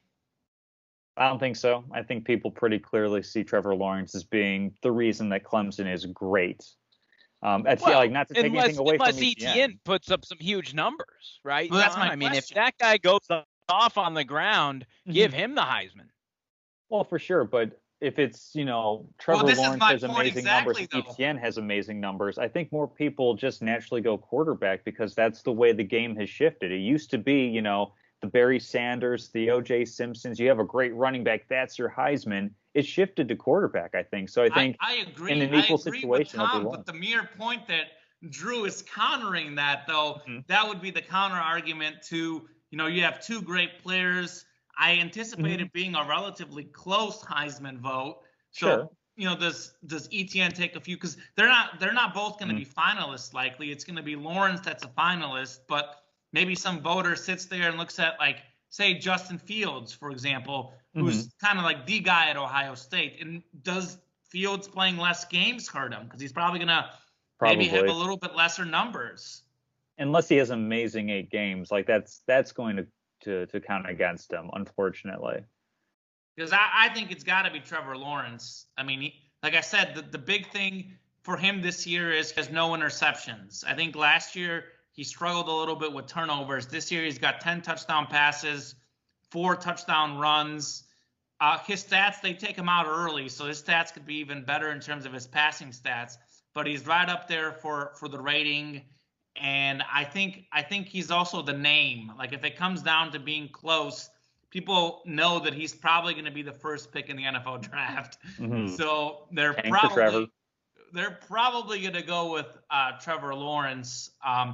I would say, though, Harris for Alabama would be a sleeper, their running back. I think he has 10 touchdowns already through 3 games. He has more than 500 rushing yards. And if Alabama's defense struggles a little bit like they have, they're probably going to be in a few more close games, and maybe they're going to lean on him a little bit more. Maybe in the fact that it's an SEC-only schedule, too, he might play some fourth quarters.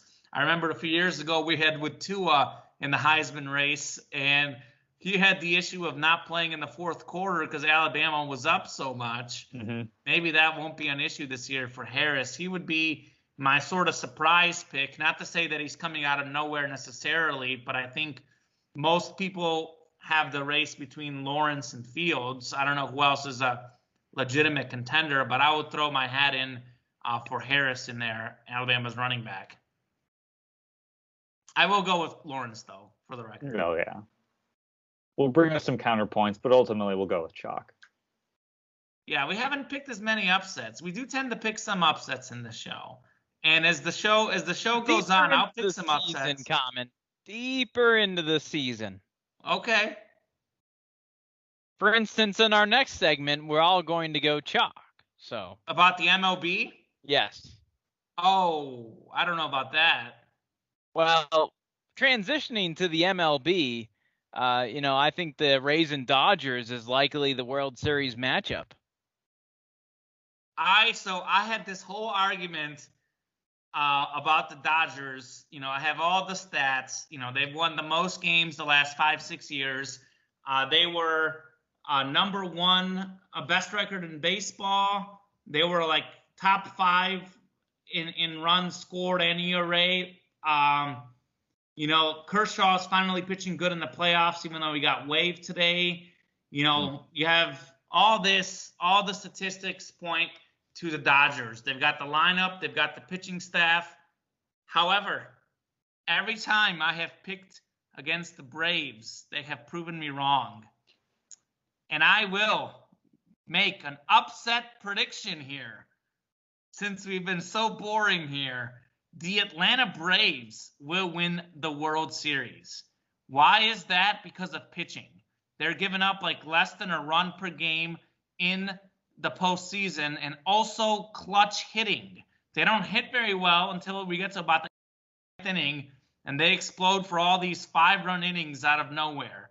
So they're already up 1-0 against the Dodgers. Clayton Kershaw has been scratched for Game 2. And Game 3.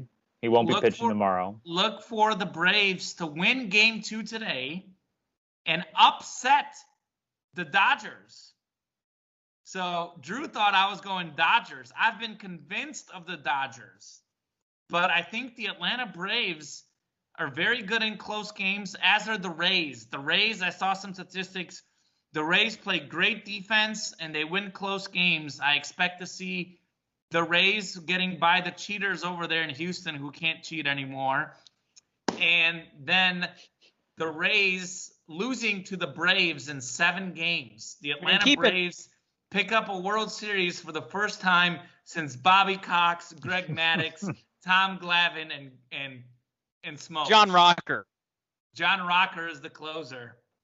Oh, keep in mind that the Braves are up 1-0 at this time of taping. So correct. It would be an upset, I think, seeding-wise, but is it an upset right now? I think so. Most people are going – I mean, the Dodgers are the best team in baseball, but I think the Braves are rolling right now. Sure, yeah. They're on a roll. You take the hot hand. Give me the Braves. Sure.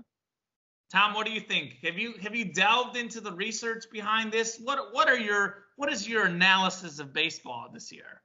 Because I have a new favorite baseball player, by the way.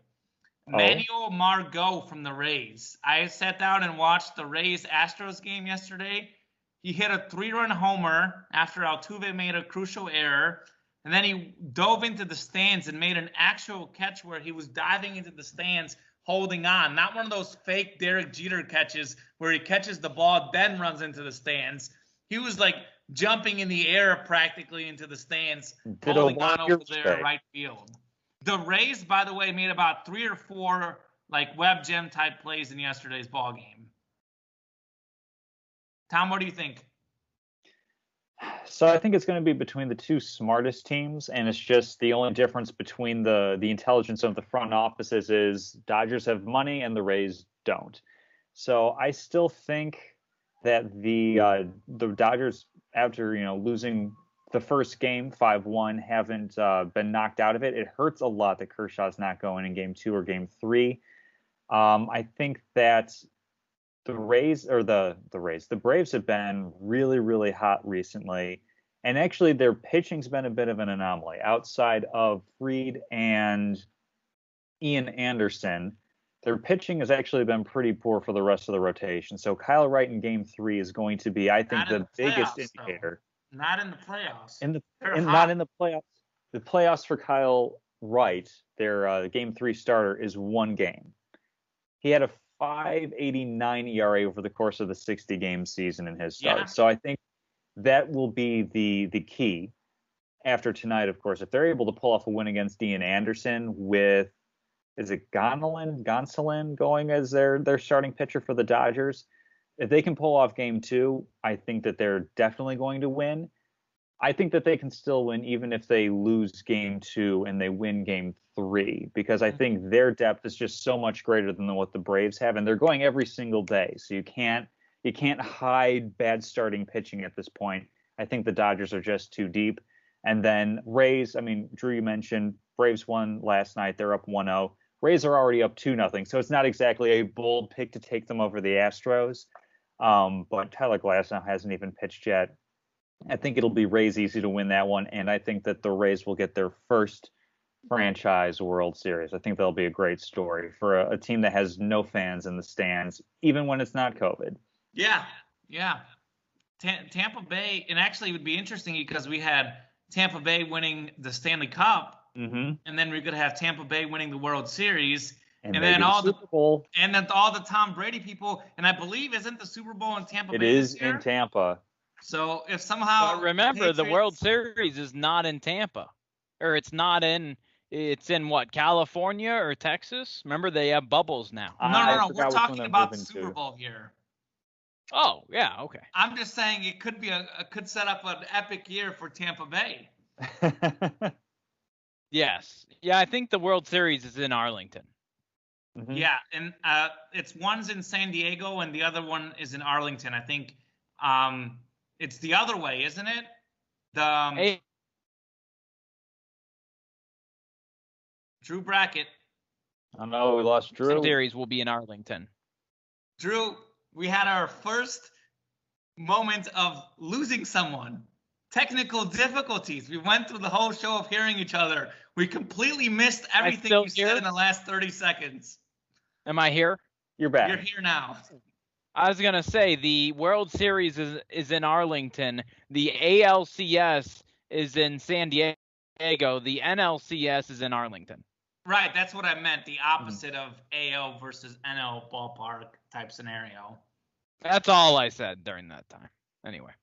Well, I don't know. I might have to change my pick. The stats do kind of show the Dodgers. Gosh, we do have a transition opportunity. Speaking of bubbles. Oh, okay. We could do a transition. I'll tell you this, Tom. Tampa Bay will not win the World Series. As much as I love them, the NL winner will win. Oh, we'll see. I like the Rays, though. If there's any justice, it'll be the Rays or maybe the Dodgers, since they got jobbed 2 years in a row on the World Series with cheaters.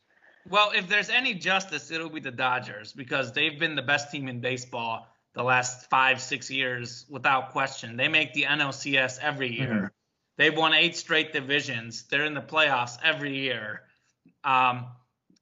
Kershaw, though, he hasn't really pitched that well in the playoffs. His ERA is around 4.5 in the playoffs, and it's about half that in the regular season for his career. And I would like to see him win one. And so far, his first start, he threw 8 innings, no runs. Last time out, allowed 3 runs, but he's looked better. So we'll see. Drew, go ahead and transition. He's all about the transitions. Of course, just transitioning to the bubble, the NBA Finals. Of course, the Los Angeles Lakers winning the championship in Orlando at the ESPN Worldwide Sports complex there. Who predicted the Lakers? Who did you have, Drew? Well, I mean, I had the Bucks, but I also percent of experts in America had the Lakers. No. A lot of people were on the Clippers train, which I was not on the Clippers train. I knew they would choke, and that's because Paul George is one of the most overrated players in professional sports over the last few years, and he's been a proven playoff choker. In fact, not only because of this year and the whole bubble situation, he's been consistently not very good in the playoffs. So I was definitely betting against the Clippers. The Nuggets beating them did not surprise me. Now, did I pick the Clippers to win that series? Yes. But the Nuggets upsetting them was not a surprise. I actually thought the Nuggets would win when it went to 7 games. I just felt that they had the momentum. When it was 3-1, obviously I had the Clippers. So I'll tell you this, though. The bubble was great. No positive tests in the NBA bubble. WNBA bubble also in Florida. They had close to no tests. I think they might have had a couple, actually. But NHL bubble also was a wild success. So I think it's really cool getting these teams in a sort of bubble. And I think hopefully we do something like that with the NCAA tournament as well, for the college kids when we hopefully get there. But the bubble setup has proven to be good, and I watched more basketball. As you know, I'm in between jobs at the moment, so covering local high school sports and Mizzou sports. The last couple of years, I haven't been home at night. I've been covering games. I watched almost all the games, at least the vast majority. Once they got to about the last 4 teams, I watched all the games. And I'll tell you what, guys, the amount of level these NBA athletes are playing has increased significantly in the last 2 years alone. I think you look at what Stephen Curry and James Harden have brought to the game with the three-point shooting and the step backs and the dribbles. You've got role players in the NBA now who can make step back 3 fadeaways with guys in their faces. I mean, this is, a lot of people will hate and say that, this era there's no defense, but if you actually sit down and watch the games, there's a lot of really good defense. There's exceptions, but there's no defense for some teams in college or high school. I'm not saying it's going to be perfect, but the athletes are really good. And I was just blown away at the level of play. And you look at Jamal Murray is a perfect example of that. Jamal Murray was not a top 15, top 20 player in the NBA. And in the playoffs, he stepped up and he looked like, a top 10 player in the league. Jimmy Butler, another example. Certainly he's a two-way player, but Butler's offensive game was incredible in the bubble, certainly something he had never done before. So just the sheer shot making was very impressive. I think this year there was more good teams than any year in NBA history.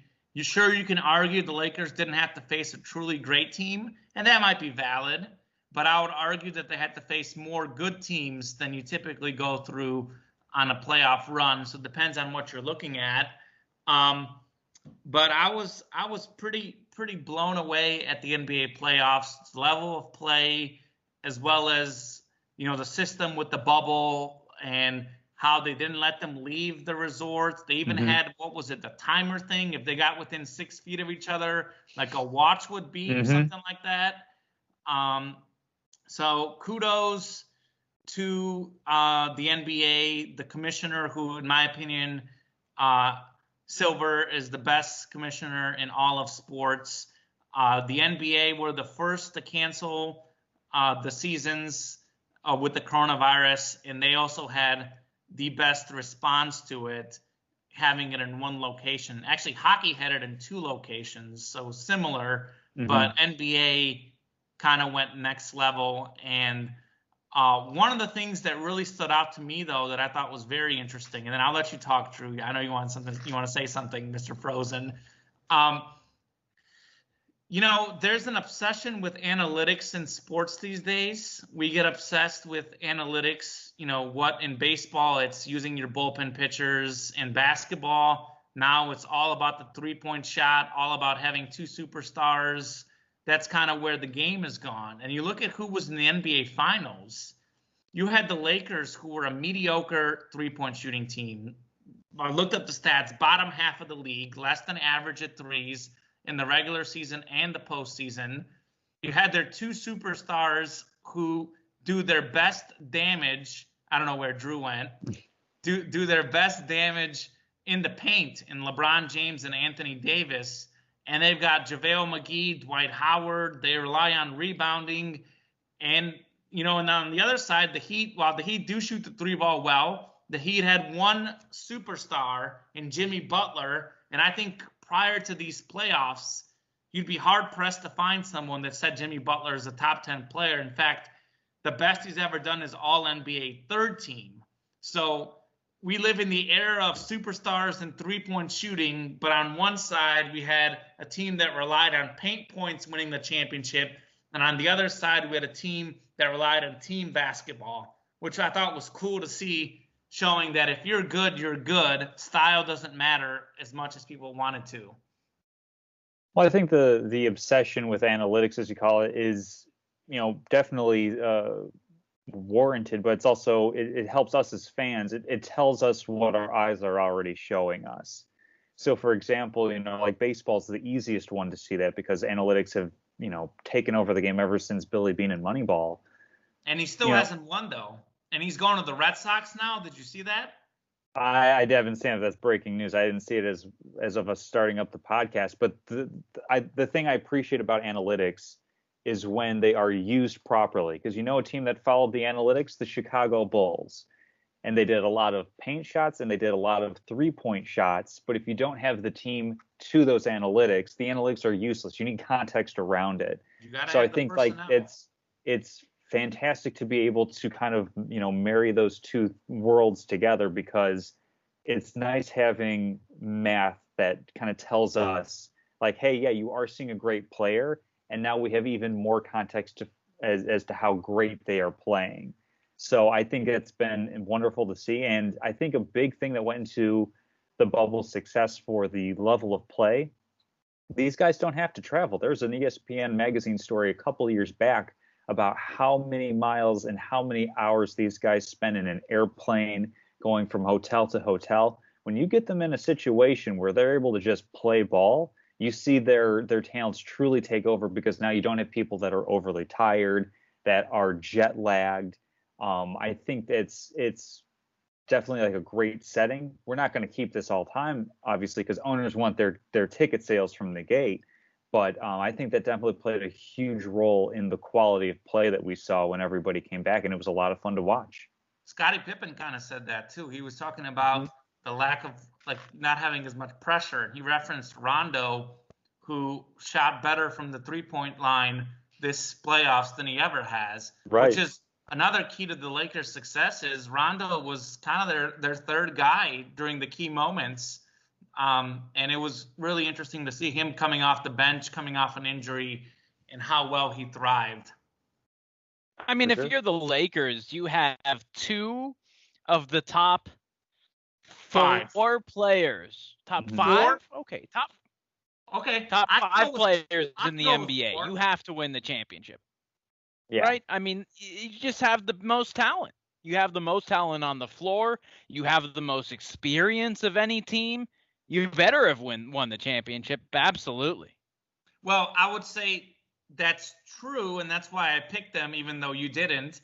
But I would argue with you that what worked so well for the Lakers and what worked so well for LeBron and Davis is this is the best player he's ever played with together. I think Davis is better than Kyrie Irving ever was.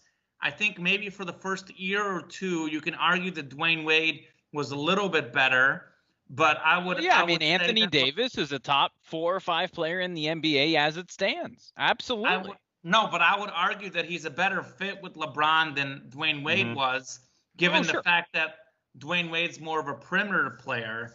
So LeBron and Davis rather, worked so well together that it was just a match made in heaven, because the rest of that roster, yes, they have playoff experience, but they're all pretty washed up. I mean, even, Dwight Howard, Rondo, these are big names, but these guys are not at the level they were. Caldwell Pope certainly played pretty well for the Lakers as well, but talent-wise, they really don't have a ton of talent outside of those top 2 guys. I would argue talent-wise, the Clippers might be slightly better overall, but I would say that LeBron James is just that good that it didn't matter, because what LeBron James did in the finals was incredible. Shooting 59%, 28 points, 11 rebounds, 9 assists. Like, he was an absolute beast, and he's 35 years old, and his control of the game is completely impeccul. And I mean, you have a point. I'm going to interrupt you. I was blown away at how well LeBron plays. And to me, Giannis winning the MVP was completely ridiculous. I view it the same way as I view soccer and Lionel Messi. LeBron James is the best player in the world. Lionel Messi is the best player in the world. They are the most valuable players every year. We become enamored with other guys. I'm guilty of that. I became enamored with Stephen Curry. And I thought for 1 year, I said to myself, man, Stephen Curry, he might be better than LeBron James. And I was crazy. I mean, it was stupid. So anyone that thinks that LeBron James still is not the best player in the world is insane. I mean, he's transformed his game so much. He led the league in assists this year. He'd never done that before. 35 years old, first time leading the league in assists. And like compared him to Giannis, for example, if you add up LeBron's points and assists, he accounts for more points than Giannis does. And LeBron James can actually, shoot the ball. He's not he's not Stephen Curry, but he's respectable from the outside. That you can't completely shut him down the way Giannis is shut down. LeBron has no weakness. He's a freak of nature. I'll get more on him in my statement. I mean, he does. He can't shoot free throws. In his 17th year, he's probably still in the 70s. I don't know his so 75 is about league average. He's about 71, 72 for his career. Yeah. He was about 69% this year, so he's a little bit below average, but he's not Shaquille O'Neal. You still get him to the line you expect him to make. But that is his weakness. He can't shoot free throws. I would say it's a very minor. I would hackle LeBron. Hackle LeBron doesn't work. No one has tried hackle LeBron, so you can't say it's a weakness. So we have found out that Drew Brackett has the worst internet connection of the three. Kind of speaking to the superiority of the Chicago area compared to North Carolina. And Castleman's been in and out the whole time. He looks crystal clear, but we will crown me as the champion of internet connection. Off the video now. I've given up on the video. Well, Drew's gone. He's gone. I'm going to talk, though. He'll still talk. He's gone, but he'll still talk, folks. We got our statement of the week coming up, right? Yeah. Do you want to lead us off, Drew? Yeah, I'm going no video. But yeah, so my statement of the week, salute to Rafa Nadal. Yeah. For the French Open. How about that? Congrats to Nadal. I had more stats on it, but it appears I did not save my document correctly. Well, he won the French Open without losing a set. Okay, he won the French Open without losing a set. He's 13-0 in French Open finals. So congrats to him. 100 wins and 2 losses at the French Open. 80, I think it's 81 now of those 102 matches. He's won in straight sets. No, all those stats are 100% accurate. The only one that I'm about to give, I'm not 100% sure if it's accurate, but I believe it's the 6th time he's won the French Open without losing a set. And you have Novak Djokovic, who is ranked number 1 in the world. He was undefeated this year, minus the U.S. Open disqualification, where he hit a linesman with a ball on accident. So he was basically undefeated. And Nadal demolished him. Look at Drew raising his hand. We can't even see him.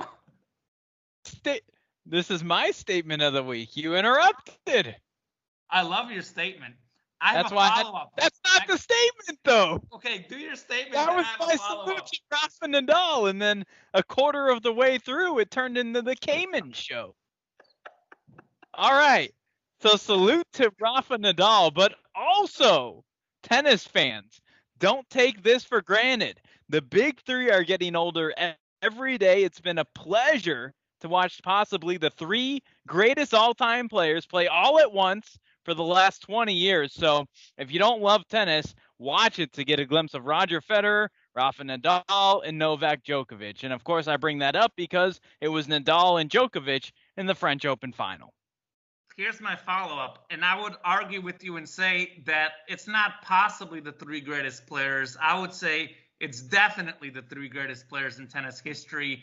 They have all the records. I mean, Pete Sampras is 4th in majors. Sampras is 14. Nadal and Federer have 20. No, it's 20, 20, and 17. I know the statistics, but 20, for argument's sake, they are likely. I want to clarify that it's not possibly. It is without question the 3 greatest players. I mean, you could say Andy Roddick was the greatest server of all time. So here's my follow-up. Who ends up with the most majors between Federer, Nadal, and Djokovic? Federer's 39, Nadal is 34, and Djokovic is 33. Probably Djokovic. I disagree. I think it's going to be Nadal because the French Open is almost a free major win for him. And he's 3 ahead and only 1 year older. I've got to go with Nadal, as much as it pains me as a Federer fan to say that. That's fair. Tom, what do you got? So I think common that you and I will be in similar arenas right here, but for my statement of the week, of course, with winning the first title, I and many Bulls fans are once again confronted with the question of greatest of all time. I'll spare the pedantics of what great qualifies as. If it's overall greatest career, you have Bill Russell, who won 11 NBA titles and 2 college titles. Kareem Abdul-Jabbar was nearly undefeated in his time at UCLA, won 3 championships there, went on to the NBA to win 6 titles and 6 MVPs, and at the time of his retirement, led the league in career numbers for almost every meaningful category. Well, if we're going with movies, Space Jam and Airplane are both classics. The fact that I need to look up LeBron James on IMDb says all it needs to on that score. But really, the conversation does come down to Michael Jordan and LeBron James. And as a biased person, it would be fair if I recused myself, but that wouldn't make for very good podcast content, so I will not do that. Simply, I'll say that they have both had incredible careers in different ways, in different eras that do need to be appreciated. Jordan's success, his attitude, and his then outlandish, freakish athleticism is what propelled the NBA to being an international success and making him an icon. LeBron James has been pretty much the ultimate mercenary who pretty much hires himself, winning titles in Miami, Cleveland, and LA by joining up with some of the best talent in the NBA at the time. So he's really redefined kind of what team building is, what player movement does. And you factor that in with the Q rating that he's had since the age of 17 and the pressure that has come with being labeled as the savior. Ever. It's been incredible that he's been able to deal with that and not only survive it, but thrive in it. So what it comes down to for me is that I am more of a traditionalist. We were talking earlier, Common, you said you weren't a Colts fan, you're a Peyton Manning fan. For me, I'm a traditionalist who goes with teams. I take the team story and the players on that team over the individual and their career. And with that being said, Michael Jordan, for me, has the perfect archetype of the hero's journey, where he goes to Chicago, overcomes all of these obstacles to attain a peak level of success for a long point in time. So you can throw stats and stories and everything at this, but my statement is that for me, Michael Jordan is still the GOAT.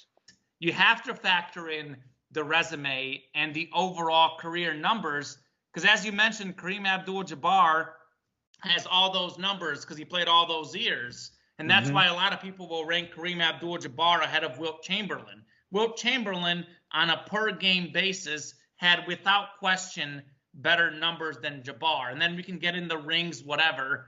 But I think that's a team game. And I think James, by the time he's done, I think he's going to have 6 rings at least. And you can say 6 for 6, but if you go 6 for 12, I'd say making 12 finals is pretty good too. So I'll go with LeBron James. Drew, who do you take real quick? So it turned into a novel of the week, and I don't actually remember what you were saying. No. Of course. I mean, I don't know. Is it like comparing apples to oranges? A little. Different eras? Still same sport, though. And they're both perimeter-oriented players. I mean, I'm not quite old enough to remember Michael in his prime. Have you not went back and watched all YouTube the old games? YouTube Bulls games like I have? But LeBron's been the most dominant NBA player of this generation. For 15 years, probably about 15 of them, he's been the best player in the league. Yeah, it's incredible. Jordan played, I think, only, how many seasons did he play? Only 13? 15. 15 seasons, counting those 2 fake Wizards years. Mm-hmm. Yeah, And I mean, 2 of those seasons he barely played. The one year where he got injured when he was young, and then when he came back the second time, barely played. So, I mean, he pretty much played 11 seasons at his prime. I mean, you'd really have to dig into it. I think NBA was probably more popular in the 90s than it is today. In Mm, the U.S., worldwide, yes, it's more of a worldwide sport yes today and no. because of the Actually, Yaos of the world. But part of that speaks to the general decline of baseball. The ratings are actually probably a little bit better now from what I've seen, but we've had the uptick in TV and everything. Um, but baseball has declined so much in America that basketball is the second sport right now of the major yeah, and sports. you're right. Now there's ESPN and TNT, and almost every game, almost every night of the week there's a national game. Whereas in the '90s you didn't have that. I don't know if I would agree that basketball is necessarily more popular back then. I don't know if I would agree with basketball being more popular now. I'd say they're in many ways near the same popularity, I would argue. I would say Well, on a not a global aspect, but in the '90s, if you were to walk into a random neighborhood and say, "Who's this?" and you show a picture of Michael Jordan, would people know him? If you did that today and said, "Who's this?" and you show LeBron James, would people know him? I would say probably maybe Hmm. 0.001% would know Jordan more. I'd say LeBron is a pretty recognizable figure. I do think that Jordan has No, what I I'm would talking describe. about during Jordan's prime in the mid No, I know. '90s. Now I understand. I think a lot of people recognize James too. I would argue this though, Jordan and what Jordan has going for him more than any athlete in the history of sports, he does have the it factor and the aura and just the myth and legend of Jordan. That's why I actually think, even though I may give a very slight edge to LeBron because of longevity, I think when LeBron retires, I think more people will still go with Jordan. Just the sheer fact of he is such like a greatness personified. Like when people think Hmm. of greatness, and I think we have this obsession in American culture of rings and success. And LeBron's haters will say, well, Jordan's always 6-0 in the finals. They don't care that Jordan lost in the first round more often or didn't make the playoffs his first few years in Chicago or, with the Wizards at all. They don't care about that. Um, so that's what the Michael Jordan fans will always be able to say. Drew You're has Sorry, muted. muted himself. MJ might have been uh, more of an entertainer, maybe. I don't know. I don't know how to describe it. I mean, Well, obviously Kobe was the entertainer, but what was MJ compared to LeBron?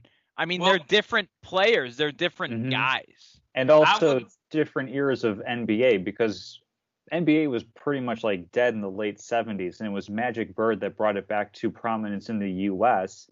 The thing about Michael Jordan was that his athleticism compared to the rest of the NBA, figure your replacement level player, like Air Jordan was just like an incredible phenomenon. There you Now with go. the That's it. amount of like science and nutrition that we have going We have into more athletes. building these athletes up and making them into great basketball players, now everybody can do, these amazing dunks and everything. So that was part of it too, was like for the first time ever, here was a basketball player that could jump, and then Craig Elo jumps, and then Craig Elo comes down, and Jordan's still in the The air. Now shots. everybody has a lot of athleticism.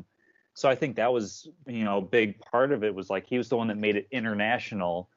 And then James, with social media and everything, is widely known in his own right, obviously. So it's just that's the big comparison between the Well, two and eras, that's I think. and that's what makes it so hard to say when you're talking about eras. Obviously, Hmm.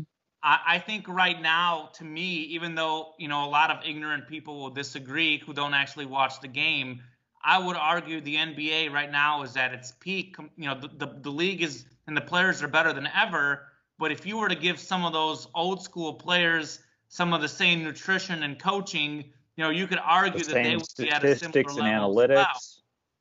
So I mean, like now the big guys are taught to shoot threes. Hmm. Back then, the obsession as a big man was to post up. Yep. So it depends on the eras and where you're playing. So it's very hard to argue. The simple effect, the reason why I would go with LeBron James is just the sheer amount of years of Hmm. greatness. I don't think anyone really in any sport can match the amount of years of greatness that LeBron has had and will have, because I think he's nowhere near retiring. I think he's got 5 to 6 years left, and certainly coming out of high school helps that. Certainly the nutrition helps that, and the fact that he's been minus, last year, really healthy for his whole career, doesn't have all these nagging injuries to go. I see him going past 40, and I see him being in his prime for a lot longer. I mean, I think his speed may go down a little bit, but you look at LeBron James at small forward, he's the strongest athlete we've ever seen, and that's what's crazy. You're right. There's a lot more athleticism now than in Jordan's era, but LeBron is even more athletic than the guys now. He's just next level. Yep. Well, a lot of great talks. We just love this show. That'll do it for this week. Salute Your Sports.